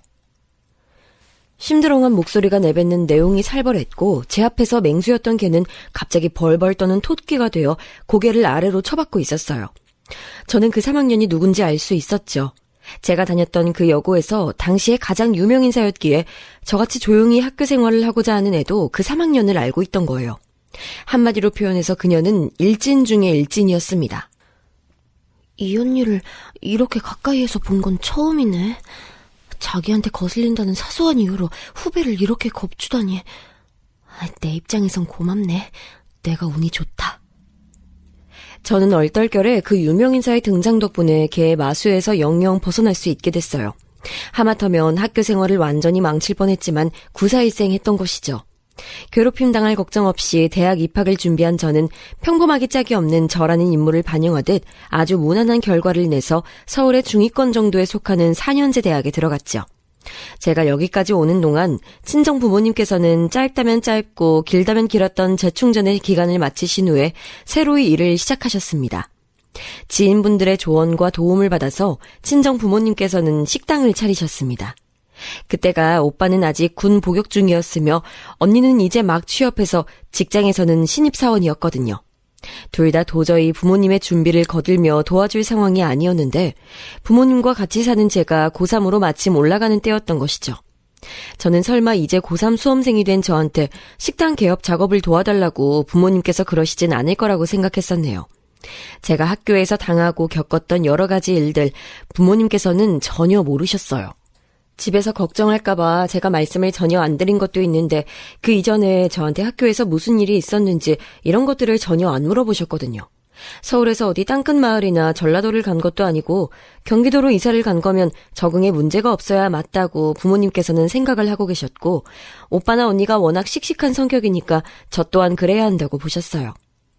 그러는 두 분도 정작 서울에서 여러 힘든 일이 겹치는 바람에 도망치듯 경기도로 이사를 하신 거면서 왜 저한테만 그런 잣대를 들이미셨는지 모르겠어요. 친정엄마께선 저를 앉혀놓고 서운하시다는 듯 말씀하셨죠. 당연히 제가 먼저 두 분을 도와드리겠다고 말을 꺼내는 게 맞았는데 그러질 않는 게 씁쓸하다 하셨고 제 도움을 요청하셨어요. 고3이라 정신없는 건 알겠는데 주말엔 어차피 학교 안 가니까 네가 우리한테 일손 보태주면서 그렇게 지내주면 되지 않겠니? 아이, 주말에도 하루 종일 우리한테 묶여있으라는 거 아니잖아. 저녁부터 공부하면 되지. 아, 엄마 무슨 소리를 하시는 거예요? 아, 왜 하필이면 저 고3 됐을 때 식당을 차리시겠다고 하는 건데요? 아, 정말 배려도 없고 제 입장은 전혀 생각 안 하시잖아요. 인생에서 한 번뿐인 고3 수험생활인데 아, 다른 집들은 부모님들이 자식 공부에 방해될까 봐 집에서도 조용히 지낸다고 그러던데 왜 우리 집은 고3한테 공부하지 말라면서 이렇게 고사를 지내는 거예요? 얘가 또 철없는 소리만 늘어놓네. 넌 도대체가 언제나 철이 들 생각이야? 수험생활이 왜 인생에 한 번뿐이야? 그럼 재수 삼수하는 사람들은 수능 공부하는 게 아니란 거야? 지금 나보고 대입 미끄러져서 재수 삼수하라고 그러는 거예요? 왜 말을 그렇게 받아들여? 네가 대학 가도 그거 온전히 네 힘으로만 가니? 너 벌어둔 돈이라도 있어? 그거 다 부모 돈으로 대학 가는 거면서 자식이 돼가지고 부모 일에 이렇게나 관심을 안 두고 일손 안 거두려고 하는 거 그게 바로 불효야. 다른 게 불효가 아니야. 너 잘 생각해. 나중에 돼서 그때 부모님께 잘할 걸 이렇게 후회하지 말고. 그 나이에 저는 친정엄마의 그런 말씀들이 너무 벅차게 다가왔어요. 마지못해 일손을 보태드렸어요. 초반에는 장사가 잘 안 됐었어요. 규모가 크지 않아서 만석은 어렵지 않을 거라고 다들 자신했었으나 그것은 오만이었던 거예요. 장사란 게 녹록지 않은 것들이거든요.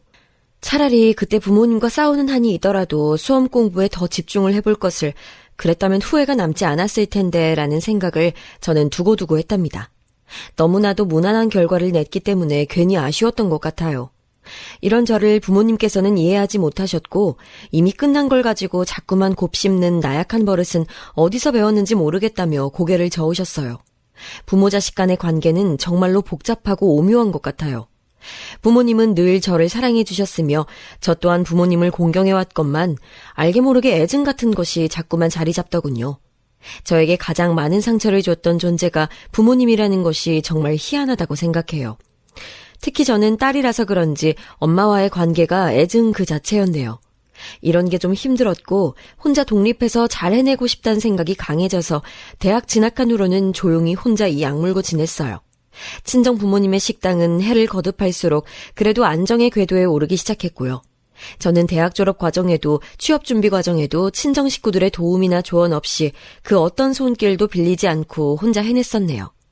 부모님과의 대화가 불편한 건 절대 아닌데 그렇다고 마음이 편하지도 않은 것, 그게 뭔지 혹시 여러분은 아시나요? 저는 그런 걸 20대 초중반 나이에 정말 많이 느꼈던 것 같아요. 제가 안고 있는 서러운 감정들이 부모님의 입장에서는 뭘 그런 걸 담아두고 그러니 정도로 치부된다는 걸 정확히 알고 난 이후부터는 더 그렇게 됐어요. 한 가족임에도 저희는 이렇게 달랐어요. 그러니 생판 남과 만나서 가족이 된다는 건 아주 많이 어려운 일이 될 거라고 저는 여겼었는데요. 큰 의미가 되지 못했던 2번의 연애 이후 저에게 찾아온 인연이 있었어요. 인상은 호탕하고 쾌활하게 생겼는데 너무 신기하고 놀라웠던 게 말하는 거나 행동하는 걸 보면 되게 소심하고 매사에 조심스러웠다는 점이에요. 저보다 고작 1살 많았지만 신중하고 절대 경거망동하지 않는 면모만 보자면 저에 비해 아주 많이 노숙하다는 느낌이 있었던 그 남자였죠. 저는 저에게 오롯이 관심과 애정을 쏟아주지 않는 부모님께 사실은 불만이 많았다는 것을 이 남자를 통해 알게 됐고요. 왜냐면 제 결핍이 채워지는 듯한 기분이 들었기 때문입니다.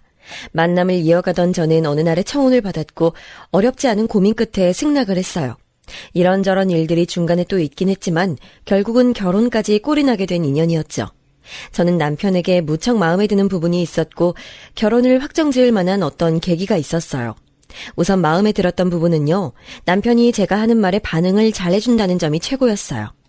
와, 정말? 그 일을 두고 그렇게 생각하고 있었어? 아이, 난 그런 줄 상상도 못하고 있었네. 나한테 이렇게 말해줘서 고마워. 덕분에 네 생각을 알 수 있었어. 나는 네가 하는 이야기는 다 진솔한 것 같아서 듣고 있으면 너무 좋더라. 저한테 이렇게 반응해주는 이야기 상대를 만난 게 처음이었거든요. 남편은 항상 제 말을 끝에 끝까지 들어줬어요. 그래서 조건이고 뭐고 다 치우고 그냥 이 남자랑 나는 결혼해도 되겠다 이런 생각이 들었던 거예요. 남편의 조건이 결혼 상대로 냉정하게 보자면 훌륭한 건 아니었죠. 일단 직장에서 받는 연봉 수준은 나쁘지 않았는데 안정적인 일자리가 아니라는 점이 크게 걸리는 거였고요. 시아버지께서 편찮으셨기에 그만큼 물질적인 것이며 신경 써야 하는 게 존재했고, 시어머니께서는 소위 아들 유세를 부리시는 분이었고요. 시누이는 자기 가족들과 사이가 나쁜 편인데다가 그 본인의 성격도 나쁘다고 남편한테 귀띔을 받았던지라 덜컥 겁부터 났고, 시동생은 자기 앞가림 하나 못하는 집안의 골칫덩이였어요. 시댁 집안의 재산이 빵빵한 것도 전혀 아니었고요. 이런 판국이니 결혼하면서 여유를 꿈꾸는 건 힘든 조건이었죠. 그럼에도 저는 남편이 저랑 잘 맞아서 이걸 아주 높게 평가했죠. 저는 그런 부분에 늘 목이 말랐던 사람이니까요. 제 안의 결핍과 남편의 성격이 마침 맞물렸던 것이죠. 그런데 제가 시댁 식구들 중에서 한 사람 때문에 결혼 전부터 무척이나 놀랐던 경험이 있습니다. 그건 바로 시누이였는데요. 제가 결혼을 확정짓는 계기가 됐어요. 연애하는 동안 시누이를 제가 볼 일이 없었어요. 남편하고 진지한 관계로 더욱 진전이 있고 나서는 시누이의 얼굴을 사진을 통해서 한번 봤었는데 별 생각 안 들었고요. 그랬다가 결혼 약속하고 나서야 시누이를 어쩌다가 실제로 만나게 됐는데, 어라? 묘하게 낯이 익은 거예요. 참 이상한 일이었어요. 시댁이 있는 동네에서 제가 살아본 것도 아니고 여러모로 과거에 접점이 없었어야 맞는 거거든요. 근데 시누이의 이름을 제가 작게 소리내어서 발음해본 순간에 벼락 같은 깨달음이 왔어요. 설마 나 고등학교 때 지역 일대에서 알아주던 일진 짱이었던 그 언니? 이건 말도 안 되는 일이라고 생각했어요. 그 무서웠던 인물을 훗날 제가 이런 식으로 다시 만나게 될 줄은 상상도 못했던 거죠. 시누이는 남편의 누나이자 첫째예요. 옛날부터 시부모님이랑 무진장 싸우고 자랐다고 합니다. 어렸을 때는 시어머니께서 하도 딸 아들을 차별해대고 아들들에게만 어와둥둥 싸고 돌면서 딸한테는 구박은 기본이고 온갖 집안일을 시키시니까 그런 것 때문에 분노가 쌓였던 거예요. 머리가 좀 크면서부터 시어머니께 대들기 시작했던 거죠. 그런 걸 보면 시누이는 타고난 기질이 약하거나 순하진 않은 것 같네요. 시댁이 갑자기 사정이 너무 어려워져서 힘든 시기가 찾아오자 시부모님께서는 장녀부터 쳐내셨죠. 시누이는 중1 막바지에 갑자기 하루아침에 자기 외삼촌 댁으로 가서 살게 된 거예요. 당연히 전학 절차도 밟아야 했고 감수성 예민했던 때에 자기 의사와는 전혀 상관없이 그런 게 모두 결정나서 진행되어 버리니까 시누이의 내면에는 반항심이 무럭무럭 자랐습니다. 그 이후로는 제가 아는 대로 어마어마하게 유명세를 떨치는 일진으로 성장해버렸죠. 성인이 된 시누이한테 시부모님이 그러셨대요. 다니는데 돈도 거의 안 되는 전문대에 진학했으니 딱히 돈 쓸 일은 없을 테니까 남는 시간에 무조건 일해서 돈 벌라고요. 그리고 그 돈 당신들 용돈으로 달라고요. 시누이가 대체 자기가 왜 그래야 하냐고 물었더니 낳아주고 키워준 값을 받는 건 당연하다면서 시부모님께선 당당하게 답하셨다고 하더군요. 시누이는 화가 났고 인연을 끊자느니 말자느니 하면서 난리도 아니었다고 합니다. 시부모님께서 아들들, 특히 막내 아들에게는 일체의 희생도 강요하지 않으셨으니 시누이의 분통이 터질만 했다고 봐요. 들어보니까 시어머니께서는 당신부터가 자라오신 환경이 힘들었더군요. 가족의 사랑을 거의 못 받고 크셨대요. 특히나 남자 형제들 사이에서 시어머니는 미운오리 새끼 같은 존재였으며 온갖 집안일을 도맡아 하셨고 식모나 다름없이 굴려졌다고 합니다. 오로지 딸이라는 이유 하나만으로 감당해야 하는 희생들이 너무나 많았습니다. 아들, 딸 차별하는 그 가정 환경 때문에 시어머니께선 엄청난 피해를 입으셨던 건데요. 그런데 참 희한한 것이 바로 그런 문제 때문에 죽도록 고생하고 괴로워하셨음에도 불구하고 당신께서 결혼하여 자식들을 낳으신 이후로 옛날에 당하셨던 것을 똑같이 답습하려 구셨다는 사실이에요. 감히 딸 주제에 아들들의 위에 서면 안 될 일이라며 시누이를 쥐잡듯이 잡으셨고요. 만약 시어머니께서 당신의 힘들었던 과거 경험을 토대로 시누이에게 잘해주셨다면 시댁의 풍경은 완전히 달라졌을 거라고 저는 수차례 생각했어요. 하지만 부모가 오히려 자기를 막아섰으니 시누이는 집에 애정을 느끼지 못하고 자꾸만 이탈하는 현상이 벌어졌고 그 동생들은 위에서 누가 딱 잡아주는 역할이 없으니 자유분방하게 멋대로 커버린 것이죠. 차라리 남편의 경우는 나았어요.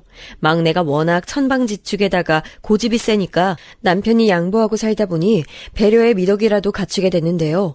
집안의 막내인 시동생은 가히 왕자님 대우를 받으며 자라난 모양이더라고요. 하도 어화동동 내 새끼 소리만 듣고 살아서 그런지 학창시절에도 교우 문제가 잦았다네요. 당근과 채찍이 골고루 섞어야 이상적인 교육이라고 하던데 시동생은 채찍은 한 번도 보지 못한 채 내내 당근만 보면서 자랐기에 사회성이 부족했나 봐요. 대학 입시까지 완전히 망쳤고요. 재수 생활을 했는데 이것도 실패해서 지방에 전혀 안 유명한 대학에 진학을 했죠. 거기서도 적응 못해서 휴학을 했고 계속 집에서만 지냈대요. 외출도 안 했고 만날 친구가 없으니까 아무하고도 연락을 안 했다고 합니다. 그러다가 결국은 그 대학마저 복학을 하지 못하고 자퇴로 끝을 내버렸죠. 이때 시누이가 시동생 문제로 시댁에다가 엄청 욕을 했대요. 애가 완전히 사람 구실 못하는 바보 아니냐고 막말을 퍼부었다는데요. 놀랍게도 시아버지께서 웬일로 시누이 말이 맞다며 편을 드신 겁니다. 그러자 시어머니께선 노발대발하시며 시동생을 싸고 도셨고 시댁이 시아버지 시누이 한편, 시어머니 시누이 한편이 된 구도로 거의 대립을 하는 것처럼 분위기가 흘러갔다네요. 그럼 그때 오빠는 누구 편 들고 있었어? 맞는 지적을 날린 누나 편? 아니면 더 친한 남동생 편? 나는 누구의 편도 아니었지. 내 스타일이 그렇잖아. 나는 그런 거에서 어느 한쪽 편을 못 들어. 누나한테는 동생 욕하면서 기분 맞춰주고 동생한테는 누나 욕하면서 속 달래주고 그렇게 한참 지냈었다. 당시에 남편은 어쩌고 있었냐고 하니까 중간에서 적절하고 현명하게 대처를 했다네요. 다른 시각에서 보자면 살짝 박쥐 같기도 하고 그런데 남편 성향 자체가 정말로 그랬어요. 사람이 늘 이도저도 아닙니다. 처음엔 이런 남편의 면모가 분란조장하는 걸 싫어하는 사람 같아서 너무 좋게 느껴졌었는데 바로 이런 점 때문에 복장 터지게 될 줄이야 누가 알았겠나요. 아무튼 시동생은 군대도 등 떠밀려서 간신히 갔다네요. 군대 갔다 와서도 딱히 하는 일이라고는 없이 집에만 계속 있다가 편의점 아르바이트를 전전하는 일상이었죠. 시동생의 존재가 너무 걸리긴 했는데 그보다는 시누이의 존재감이 엄청났기 때문에 저는 이런 식으로 연결되는 인연이라면 운명이다라는 생각이 들어서 남편하고 꼭 결혼을 해야겠다 결심을 하고 말았었네요. 옛날 그 당시에 시누이가 의도해서 저를 도와준 건 아니었지만 어쨌든 저는 그 덕에 무탈한 고등학교 생활을 마무리할 수 있었으니까요. 제 시누이로 만나게 된 것은 운명일 테니 남편이 제 결혼 상대가 확실하다 여겼던 것이죠. 시누이한테 저를 기억하냐고 물어봤었는데 전혀 아예 기억이 없다고 솔직하게 대답을 하더군요. 학교에 너 같은 찐따가 어디 한둘이었니? 내가 어떻게 다 일일이 기억을 하겠어. 하긴 그렇네요. 만약 저를 기억하신다면 그게 신기한 일이어야 맞는 거네요. 야, 그보다 너 진짜 이 결혼 하게? 날짜까지 다 잡은 마당이고 어제 청첩장 나왔는데 이런 말 하려니까 나도 좀 양심에 찔리긴 하는데 난 개인적으로 이 결혼 말리고 싶다. 네? 그렇게 생각하고 계실 줄 몰랐어요. 혹시 이유를 여쭤봐도 될까요? 어떤 이유를 말씀하시든 제가 결혼을 엎을 생각이 없긴 하지만요. 이유를 묻다니. 넌 짚히는 것도 없나 봐? 우리 엄마 말이야. 네 시어머니. 하도 거지 같은 집구석에서 자식 대접 못 받고 자라셔서 그런지 머리가 살짝 이상하셔? 아들만 귀중하게 보는 집에서 태어나서 본인도 아들만 귀중하게 대하시는 건가 봐. 내가 어렸을 때 거의 종년 취급받고 살았던 거 혹시 알고 있으려나? 너랑 결혼할 내 동생이 그런 얘기는 안 해주든? 하여간에 네가 얼마나 잘하든 말든 결국 넌 우리 엄마한테서 아들 빼앗아간 년인 거야. 나쁜 년이고 빌어먹을 년이지. 귀한 아들 빼앗아갔으면 그만한 값을 내야 하고 감당을 해야 한다고 생각하면서 속으로 너 벼르고 있을걸? 저도 왠지 모르게 그런 느낌을 받기는 해서 어느 정도 각오를 하고 있어요. 저도 마냥 당하고 살 사람은 못 돼서요. 현명한 처신하도록 앞으로 노력하면서 살 거예요. 노력? 야, 그건 상식이 통하고 개념 박힌 사람들끼리나 통하는 단어야.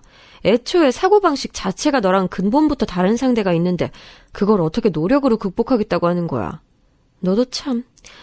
하긴 내가 무슨 조언을 더 줄 수 있겠니? 힘껏 잘 살아봐. 난 너한테 시누이 짓 할 생각 없으니까. 지금 생각해보면 시누이는 제가 옛날에 학교 다닐 때 자기 도움받아서 고마웠고 그걸로 인해 더욱 결혼을 결심하게 됐다는 말을 내심 속에 담아놨었던 것 같아요. 그랬기 때문에 괜히 저한테 미안하기도 하고 자기 때문에 제가 결혼을 하게 되었나 싶어서 솔직한 자기 감상을 얘기해줬던 거였겠죠. 아휴, 왜 모든 것은 지나간 다음에야 알게 되는 걸까요? 제 딴에는 정말 운명이라고 생각해서 남편과 결혼을 했고 친정 식구들이라는 울타리를 완전히 벗어나 저만의 새로운 보금자리를 마련했다는 생각이 들어서 마음이 아주 뿌듯하게 부풀어 있었어요. 결혼 전에 이런저런 일이 있었다고 제가 말씀드렸었죠? 사실은 친정의 반대가 무척 심했어요. 친정 식구들 모두가 그 집안 왠지 별로다라고 입을 모았어요. 제가 고집을 안 꺾었더니 부모님께서는 저한테 그렇게 결혼이 하고 싶거든 최소한 반년 이상 더 만나보고 그때 가서 다시 얘기하자고 했었죠. 그런데 그때는 그런 말이 제 마음에 안 와닿았어요. 게다가 그것도 모자라서 저는 시어머니로부터 이런 소리도 들었었죠. 내가 살다 우리 귀한 장남아들을 모양새 떨어지게끔 시골 깡촌 집안에다가 장가를 보낼 줄 몰랐네. 아유, 오래 살고 볼 일이네 아주. 아유, 속상해라. 저렇게 강경히 결혼을 하겠다고 나오니 더 막아설 자신은 없고 덜 떨어지는 시골 출신 며느리를 들여야 한다니 아구고 아유 모양새 빠져라. 저 들으랍시고 일부러 혼잣말을 크게 하시면서 한숨을 내쉬셨던 시어머니셨건만 저는 오히려 눈치만 살피면서 잘못이 있는 사람 마냥 굴었네요. 말씀을 저렇게 하셨으나 결국엔 결혼 다 허락해 주시고 저를 받아주셨다는 것에 더 초점을 맞추며 감사한 마음까지 가졌었고요. 지금 생각하면 쓴웃음만 나오네요. 저와 감성이 맞지 않는 친정 식구들보다 오히려 시댁 쪽이 나을 수 있겠다는 얄팍한 계산도 솔직하게는 조금 있었던 것 같아요. 아무래도 제가 며느리다 보니까 시어머니를 초장부터 상대하기는 부담스러워서 편찮으신 시아버지께 먼저 다가갔었죠. 남편이 부자관계가 살짝 어색한 편이기도 해서요. 아버지와 아들 둘이서 함께 있으면 딱히 오가는 대화도 없고 멋쩍게 TV를 보거나 휴대폰을 들여다보는 실정이었는데요. 제가 시아버지께 먼저 다가가면서 말도 붙이고 살갑게 굴었더니 남편이 엄청나게 좋아하는 겁니다. 나는 중학교 이후로는 아버지께 이런저런 가벼운 사담을 붙여본 적이 한 번도 없는 것 같아. 그런데 네가 아버지께 하는 걸 보니까 내 마음이 다 벅차오르네. 너무 보기 좋다. 이래서 남자들이 결혼을 하는구나 싶어. 남편이 기뻐하는데 그 모습을 보고 제가 어떻게 싫어했겠나요. 그 반응에 더욱 시아버지께 열심히 대해드렸죠. 그런데 워낙 건강 상태가 오락가락 하시다 보니까 아파보신 분들은 아시겠지만 몸이 아프면 대체로 성격이 예민해지잖아요. 그래서 시아버지께서도 감정의 기복이 크셨고 함께 시간을 보내드리는 게 정말 쉽지 않았어요. 너무 어려웠죠. 겪을수록 더 그렇게 되더라고요. 그리고 시아버지께서 어쩜 그렇게 시어머니 욕을 하시던지 속이 뒤틀린 그 여편네랑 결혼만 안 했어도 이 지경으로는 안 살았을 거라는 등의 말씀을 계속 입에 달고 사셨어요. 저한테 자꾸 공감을 요구하셨고요. 얼마나 제 입장에선 불편했는지 몰라요. 거기다 대고 제가 맞다 아니다 할 수 있겠나요. 그런 순간에는 그냥 조용히 있었죠. 하지만 시어머니께서는 불만을 점차 품으시더군요. 너, 네 시애비랑 둘이서 내 욕하고 있지? 나보고 성질 더럽고 일찍 노망단 할망구라며 내 흉보고 있잖아. 틀어놔봐, 맞지? 너 내 욕 몇 번이나 했니? 아니에요, 어머님. 절대 그런 적 없어요. 제가 어떻게 어머님 욕을 할 수 있다고 그러세요. 딱 잡았다는 게 너무 깔끔하니까 되려 더 의심스럽네. 네 시애비랑 신나서 시시덕거리고 내 흉보는 거 내가 다 알고 있어. 나 아주 정신 멀쩡하니까 너무 그렇게 기고만장하지 않는 게 좋을 거야. 아예 당신의 안에서 저를 뒷담화나 해대는 며느리로 확정을 지어놓으셨더군요. 억울했고 황당했어요. 그리고 후회도 했죠. 제가 너무 안일하게 시아버지께만 살갑게 대하며 시간을 함께 보내왔다는 생각이 들면서 그러지 말걸, 정도를 알걸 싶더라고요. 조심스레 시아버지와 슬슬 거리를 두면서 저는 의문 혹은 불만 같은 걸 하나 품게 됐어요. 저는 편찮으신 시아버지를 위해 열심히도 노력을 했건만 남편은 제 친정 부모님께 안부 연락 한 번을 먼저 하는 법이 없었으니까요. 제가 시어머니로부터 억울한 오해를 받아서 몇 날 며칠 끙끙 앓았을 때 남편은 제 고민을 성의껏 들어줬어요. 연애 시절부터 늘 그래왔듯이요. 하지만 해답을 주지도 않았고 제 편을 들어주지도 않았죠. 우리 엄마 입장에서 보면 네가 의심스럽고 못 믿었고 충분히 그러실 수 있어. 그러니까 네가 며느리인 만큼 시어머니를 이해하고 존중해줘. 기껏 한다는 말이 저거였어요. 그때 처음 생각이 든 부분인데요. 남편은 좋게 말하면 중립적인 사람이었고 나쁘게 보자면 이도저도 아닌 사람이었다는 거예요. 그래도 거기까지는 이해하겠는데 제가 몇 번 일러줬음에도 저희 부모님께 아직도 연락을 먼저 안 하는 게 거슬리더라고요. 내가 꼭 말을 하고 사정에 사정을 해야지만 우리 부모님 신경 써주는 거야? 어버이날에 어떻게 할지 계획 세우면서도 오빠 지금 우리 부모님 얘기는 계속 쏙 빼놓고 있는 거 알고 있어? 아, 내가 또 그랬구나. 미안해. 내 문제점 짚어줘서 고마워. 역시 너가 세심하다. 알면 다행이고 우리 양가 부모님 네 분께 똑같은 선물을 그냥 맞춰드리는 건 어때? 뭐 괜찮은 생각인데 그 이전에 장인어른 장모님께 우리 부모님하고 똑같은 걸 드리는 건 합리적이지 못한 것 같아. 왜냐하면 장인어른하고 장모님은 얼마 전에 가게 양도하셔서 그걸로 돈재미 좀 보셨잖아. 우리 부모님은 그런 거고 뭐고 아무것도 없고. 그러니까 우리 부모님께 더 좋은 걸 해드리는 게 맞다고 생각해. 엄마 건강 문제 때문에 식당도 못 하시고 넘기게 된 거 오빠도 알잖아. 그런데 무슨 말을 그렇게 해. 가게 넘겨서 돈 벌었다고? 달리 보자면 정기적인 수입원이 끊기고 목돈이 한꺼번에 생긴 것뿐이야. 어쨌거나 그동안은 장사하시면서 꽤 버셨잖아. 그러면 됐지. 무엇보다 두 분은 막내딸 결혼 생활에 큰 관심이 없어 보이시는데 너도 네 부모님보다는 우리 부모님 문제에 관심이 많고 그게 가장 중요한 거 아닐까?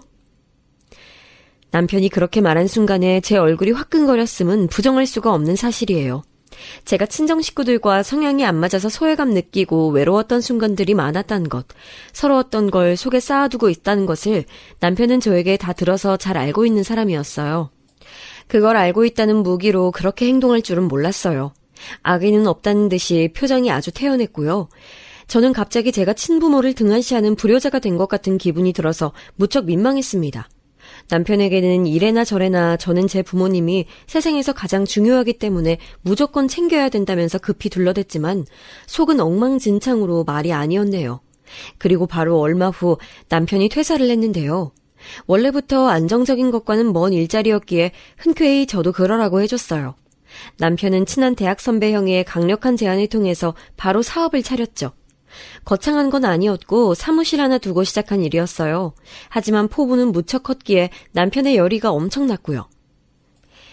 멋쟁이 사업가 남편은 아무나 될 수 있는 줄 아니?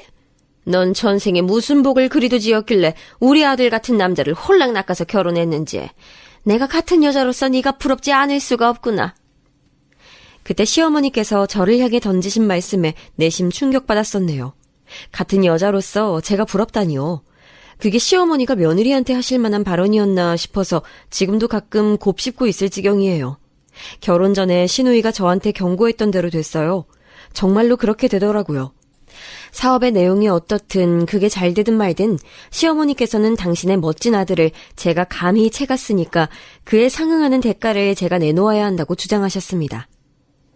내가 딱히 말을 하지 않아도 네가 알아서 착착 나한테 뭘 해줘야 하는 거 아니야? 넌 참 사람의 입장을 난감하게 만드는구나. 내 입에서 제발 며느리 잘 들였다는 소리 좀 나오도록 네가 제대로 해보란 말이야. 도대체 뭘 어떻게 무슨 노력을 더 해야 하는 것이었는지 당시에 저는 알 길이 없었어요. 그나마 직장 다닐 때는 어쨌든 일 다니는 사람이니까 핑계거리가 있어서 좀 나았는데요. 퇴사를 하면서부터는 그런 게 사라졌죠. 전 원래 대기업에서 계약직으로 근무하고 있었는데 사막에서 바늘 찾기 수준이라는 정규직 전환에 제가 실패했어요. 신락 같은 기대를 가졌었건만 역시나 쉽지 않더군요. 바로 이직으로 연결을 생각했었는데 어쩌다 보니 타이밍이 맞지 않아서 퇴사를 한 뒤 잠시 휴식기를 갖게 됐는데요. 이런 저를 시어머니께서는 가만히 두고 보지 않으셨어요. 이때 아니면 언제 배우겠냐고 하시면서 저에게 갑자기 요리를 가르쳐 주시겠다고 하더군요. 제가 조심스레 그런 거 필요 없다고 말씀드렸다가 눈앞에서 별을 보고 말았어요. 시어머니께서 순식간에 제 머리에 꿀밤을 먹이신 거였죠. 맞은 게 너무 황당해서 아픈 머리 부여잡고 멍하니 있었던 것 같아요.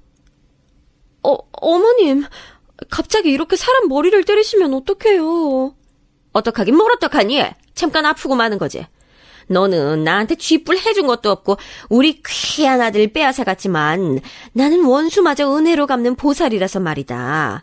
너에게 좋은 것 좀 알려주려고 하는 건데 실탄이 필요 없다니 그딴 말은 왜 짓거려? 그게 아니라 요즘은 워낙 매체에서 많은 정보를 다루고 있잖아요. 원하는 요리법은 언제든지 제가 찾아볼 수 있어서 그래요. 찾아봐? 속 편한 소리하고 앉았다. 이런 걸 직접 눈으로 보고 손으로 움직여서 전수받아둬야 우리 아들한테 직접 맛있는 음식도 네가 차려내고 그럴 거 아니야. TV 보고 휴대폰 보고 요리법을 배우겠다고? 그런 것들에는 나 박 여사의 최고 요리 비법은 나와 있지도 않어. 우리 아들은 내가 해준 걸 최고로 잘 먹으니까 잔말 말고 너 이렇게 집에서 판판히 놀고 있을 때 나한테 음식이나 배워. 판판히 노는 거 절대 아니었는데 억울했지만 일단은 꾹 참았네요. 시어머니의 기세에 눌려서 제가 그날은 부엌에서 시달렸고요. 남편한테 다 말했더니 엄청 난감하다는 표정으로 저한테 되려 이렇게 물었어요. 그래서 내가 어떻게 해야 할까? 내가 뭘 하길 바라고 지금 나한테 얘기하는 거야? 나는 어떻게 해야 할지도 모르겠고. 아무튼 난 가만히 있을래. 눈치로 보건대 자기 모친과 척을 지기 싫은 모양이었어요. 자기 아내 편 한번 시원하게 들어줄 줄 모르는 남자였답니다. 분란 안 만들고 사람 얘기 잘 들어주고 이런 성격이 어마어마한 단점을 지니고 있을 줄 누가 알았겠나요? 적어도 저는 몰랐어요. 결혼 전에 남편의 유한 성격이 양면의 날을 지니고 있을 줄 알았다면 반대를 무릅쓰고도 결혼하진 않았을 것 같네요. 치사하게 뒤로 빠지겠다던 남편은 그러더니 은근하게 자기가 엄마 음식을 잘 먹기는 한다면서 덧붙이더군요. 일단 쓰린 마음을 붙잡고 시어머니께 요리를 배웠어요. 그랬다가 또 후회했죠. 제 등짝 후려치시면서 설명하시고 행주 제 얼굴에 집어 던지시고 냄비 사이즈 잘못 꺼낸 게 너무 화가 나신다면서 가스레인지 위에 올라가 있던 냄비를 갑자기 싱크대에 처박으셔서 제 심장 떨어지는 줄 알았고요. 시동생은 저한테 간식 내달라 그러고 요리 배운 거 있으면 해보라면서 밥상 차려보라 하더군요. 못된 마음으로 그러는 게 아니라 배워먹은 게 없어서 그렇게 행동하는 거였어요. 시어머니께서는 그런 시동생을 애끓는 표정으로 쳐다보시던데 그걸 보고 제가 약간 소름이 돋았습니다. 속 타는 나날이 몇 주 더 지나간 후 점입가경으로 남편의 사업이 망했어요. 시작부터 잘못 끼워진 단추였어요. 투자금부터 사기당한 거였고 사무실 계약 역시 잘못된 거였거든요. 난리도 아니었습니다. 그거 다 수습하느라 수중에 있던 현금을 싹 다 날려먹었어요. 정말 피가 마르는 기분이란 게 뭔지 그때 깨달았네요. 그 와중에도 시어머니께서는 남편만 불쌍해하셨고 남편의 편만 드셨으며 뒷수습하느라 진땀을 뺀 저한테는 비싼 남편 맞이한 값을 내는 거라고 생각해라며 근엄하게 훈계하셨네요. 그 말 듣고서도 남편은 아무 소리 안 했고요. 너무 열받아서 남편한테 미친 듯이 따졌었는데 미안하단 소리는 참 잘하는 사람이었기에 다 자기 잘못이라며 고개를 떨궈서 전의를 상실하게 만들었어요. 상황이 여기까지 치닫자 친정에서도 당연히 일련의 사태를 다 알게 됐죠.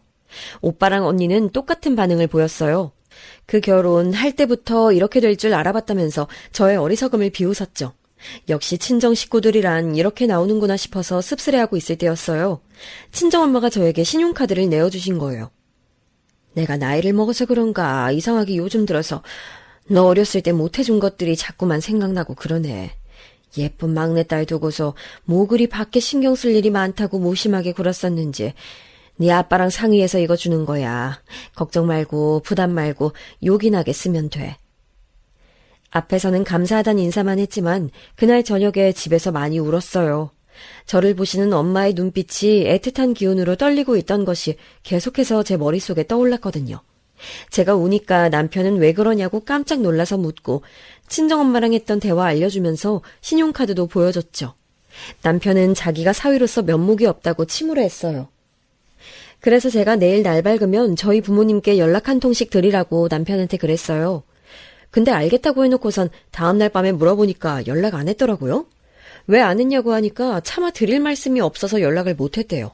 그게 말이 되나요? 웃긴 건 자기 모친한텐 잘도 연락했더라고요. 이걸 어떻게 알았는가 하면 시어머니께서 친정엄마가 주신 그 카드를 훔쳐갔기 때문입니다. 남편을 통해서 카드의 존재를 들으신 거죠. 남편의 사업이 그 지경으로 엎어진 바람에 솔직히 형편이 너무 빠듯해졌지만 저는 그 카드를 쓸 엄두가 안 나고 속으로만 앓으며 참고 있었어요. 그랬다가 어느 날 도저히 안 되겠어서 그 카드를 한번 쓸 요량으로 찾았는데 원래 있던 자리에 없는 거예요. 저랑 남편 둘만 사는 아담한 집에서 그게 어디 갔겠나요? 당연히 남편한테 행방을 물어봤죠. 그랬더니 남편이 그럴 리가 없다면서 대수롭지 않게 대답하다가 갑자기 흠칫하면서 아 잠깐만 설마 엄마가 쓰시고 안 갖다 두셨나? 이런 혼잣말을 자기도 모르게 중얼거린 겁니다. 그 순간 제 머리가 차갑게 식었죠. 당장에 시댁으로 쳐들어갔어요. 시동생만 있더라고요. 제가 안방 서랍장 같은 데를 뒤지니까 시동생이 어리둥절한 표정으로 저를 보면서 혹시 신용카드 찾느냐고 하는 거예요. 저는 맞다고 그랬죠. 시동생은 거실 TV장 위에 카드가 있음을 알려줬어요.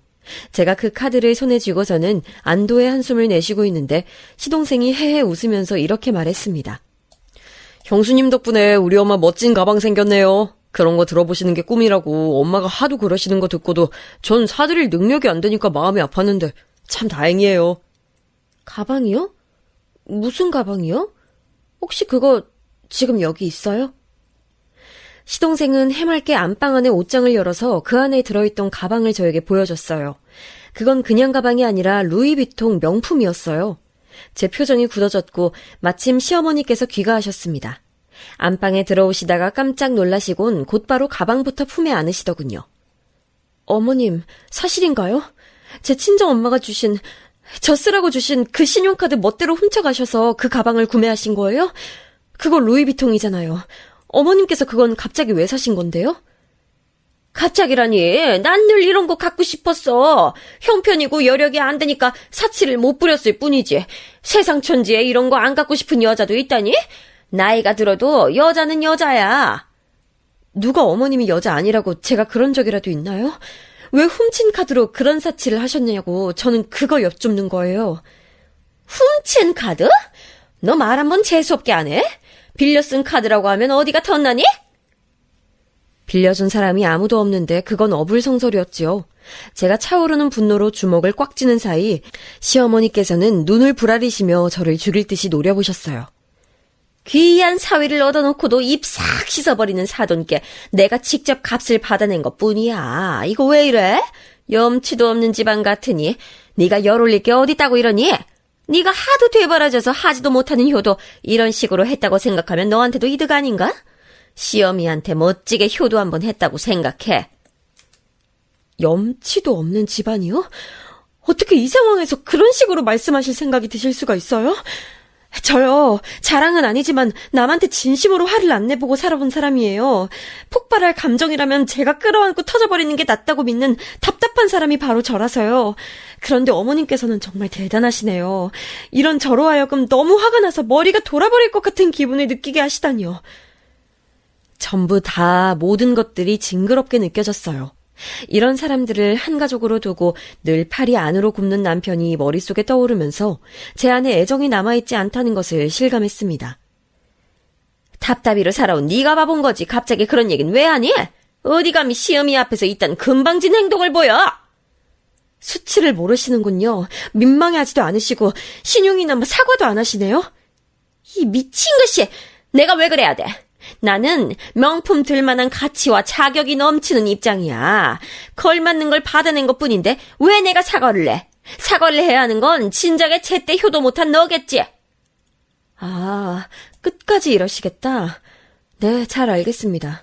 그 잘난 아들놈이랑 이혼할게요. 사업 거하게 말아먹고도 귀하단 소리 듣는 그 무능력한 놈이랑 갈라서겠다고요. 이혼하고 남남돼서 어디 시시비비 명백하게 가려봅시다. 콩밥 쳐드실 준비나 하고 계세요. 그제서야 시어머니와 시동생의 얼굴에 경악이 떠오르더군요. 저 같은 소심이 답답이는 이혼이라는 말을 입에 올릴 줄 모른다고 생각했던 모양이죠. 저는 친정엄마의 카드를 손에 꼭 쥔 채로 시댁을 나섰어요. 뒤에서 시어머니께서 소리 지르시는 거랑 시동생이 저를 부르는 목소리가 들렸는데 다 무시했고요. 남편한테 먼저 얘기를 할까 하다가 마음을 바꿔서 친정 부모님을 먼저 뵀네요. 그러길 잘했던 것 같아요. 신용카드를 사용한 게 제가 아니라 시어머니였다는 것, 명품 가방을 구매하셨다는 것까지 들으시곤 친정엄마가 우셨어요. 내 새끼, 엄마가 미안해. 내 새끼 불쌍해서 어떡해. 이렇게 말씀하시면서 말이에요. 그 순간 갑자기 말로는 형용할 수 없는 감정이 속에서 휘몰아쳤고 저는 끝끝내 오열하고 말았습니다. 속에 든 답답함이 다 가실 만큼 커다란 울음이었네요. 친정아버지께선 간신히 화를 누르시는 낯으로 당장 이혼하라 하셨고요. 남편 앞에서 이혼을 선언할 때 제 기분을 묘사하자면 후련함 그 자체였던 것 같습니다. 남편은 저에게 무릎을 꿇고 빌었어요. 끝내 눈물을 보이면서 말이죠. 하지만 제 마음을 흔들 순 없었어요. 우리 엄마가 자식을 너무 사랑하셔서 그래. 그게 다 자식 사랑하는 마음에 그러신 거야. 질질 짜면서 이런 얘기나 하는데 제가 어떻게 남편을 봐줄 마음이 들었겠나요. 이도저도 아닌 남편, 진정한 소심이 답답이는 제가 아니라 이 남자였던 것 같아요. 시아버지께서는 이 망할 여편네가 이럴 줄 알았다면서 그 틈을 타서 시어머니 욕을 엄청나게 하셨고요. 화가 잔뜩 나신 채로 시어머니께서 직접 찾아오셨는데 역시나 사과는커녕 저한테 이간질에 능한 여우라면서 비난을 퍼부으셨어요. 되려 저에게 사과를 요구하시더라고요. 그런데 그때 마침 저를 찾아왔던 시누이가 상황을 보더니 크게 웃으면서 이렇게 말했어요. 엄마, 명품도 급이 맞아야 되는 거야. 엄마가 들면 시장 바닥에서 산 짝퉁 가방인 줄 알아. 아무도 백화점에서 사온 거라고 생각 안 해. 정신 좀 차려. 노망 났어? 시누이가 비웃으며 그러자 시어머니께서 얼굴이 새빨갛게 되시더니 아무 말씀도 못 하셨고요. 시누이는 갑자기 구석에서 찌그러져 있던 남편을 보면서 이런 발언을 날리기도 했어요.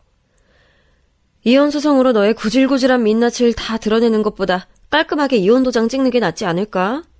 그러는 편이 네가 재혼하는 것에도 유리할 거란다, 이 어리석은 동생아. 남편의 얼굴은 사색이 되었죠. 저는 여유롭게 웃으면서 시어머니를 쫓아냈고 눈물을 매달고 호소하는 남편의 엉덩이도 걷어차서 함께 쫓아냈어요. 왜 나한테 눈물쇼를 하는 거야? 네 엄마한테 가서 질질 짜고 우리 귀한 아들 소리나 실컷 들어. 속이 다 시원했죠. 저는 시누이랑 차 한잔 마시면서 대화를 나눴는데요. 솔직히 저는 시누이가 저한테 자기 말대로 되지 않았냐면서 으스댈 거라고 생각했는데 아니었어요. 그래서 고맙더라고요. 얼마 후 이혼을 했고 완벽히 정리가 됐어요. 명품 가방은 금액으로 돌려받기도 했고요. 전 남편의 사업 실패 때문에 들어갔던 금액은 어찌저찌 해서 반절 수준을 돌려받았네요. 인생 공부했다 치니까 많이 아깝진 않았어요. 저는 이전과는 조금 다른 사람이 되었고 살짝 성숙해진 기분이 들고 있어요. 무엇보다 저희 부모님과 엄청 가까워졌어요. 부모님과 즐겁게 잘 지내다 보니까 자연스레 오빠 언니하고도 전보다 친밀해졌죠. 서로에게 야속하거나 서운했던 것들은 뒤로 한 채 친한 남매 사이가 됐답니다. 전 남편은 저랑 끝내고 금세 재혼을 하려다가 실패했어요. 꽃뱀한테 잘못 걸렸다네요. 전 시동생은 렌터카를 빌려서 운전하다가 그 차를 폐차시켰다네요. 정말 대단한 것 같아요. 그 일로 전 시어머니셨던 그분은 쓰러지셨대요. 저의 전 시누이였던 그분은 현재 저랑 가장 친한 언니가 됐어요. 자주 보진 않아도 간단한 연락은 거의 매일 하고 있는답니다. 앞으로 어떤 미래가 펼쳐질지는 모르겠으나 지나간 과거보다는 낫다고 믿을래요. 저에겐 든든한 가족이 함께하고 있으니 두려울 것도 없네요.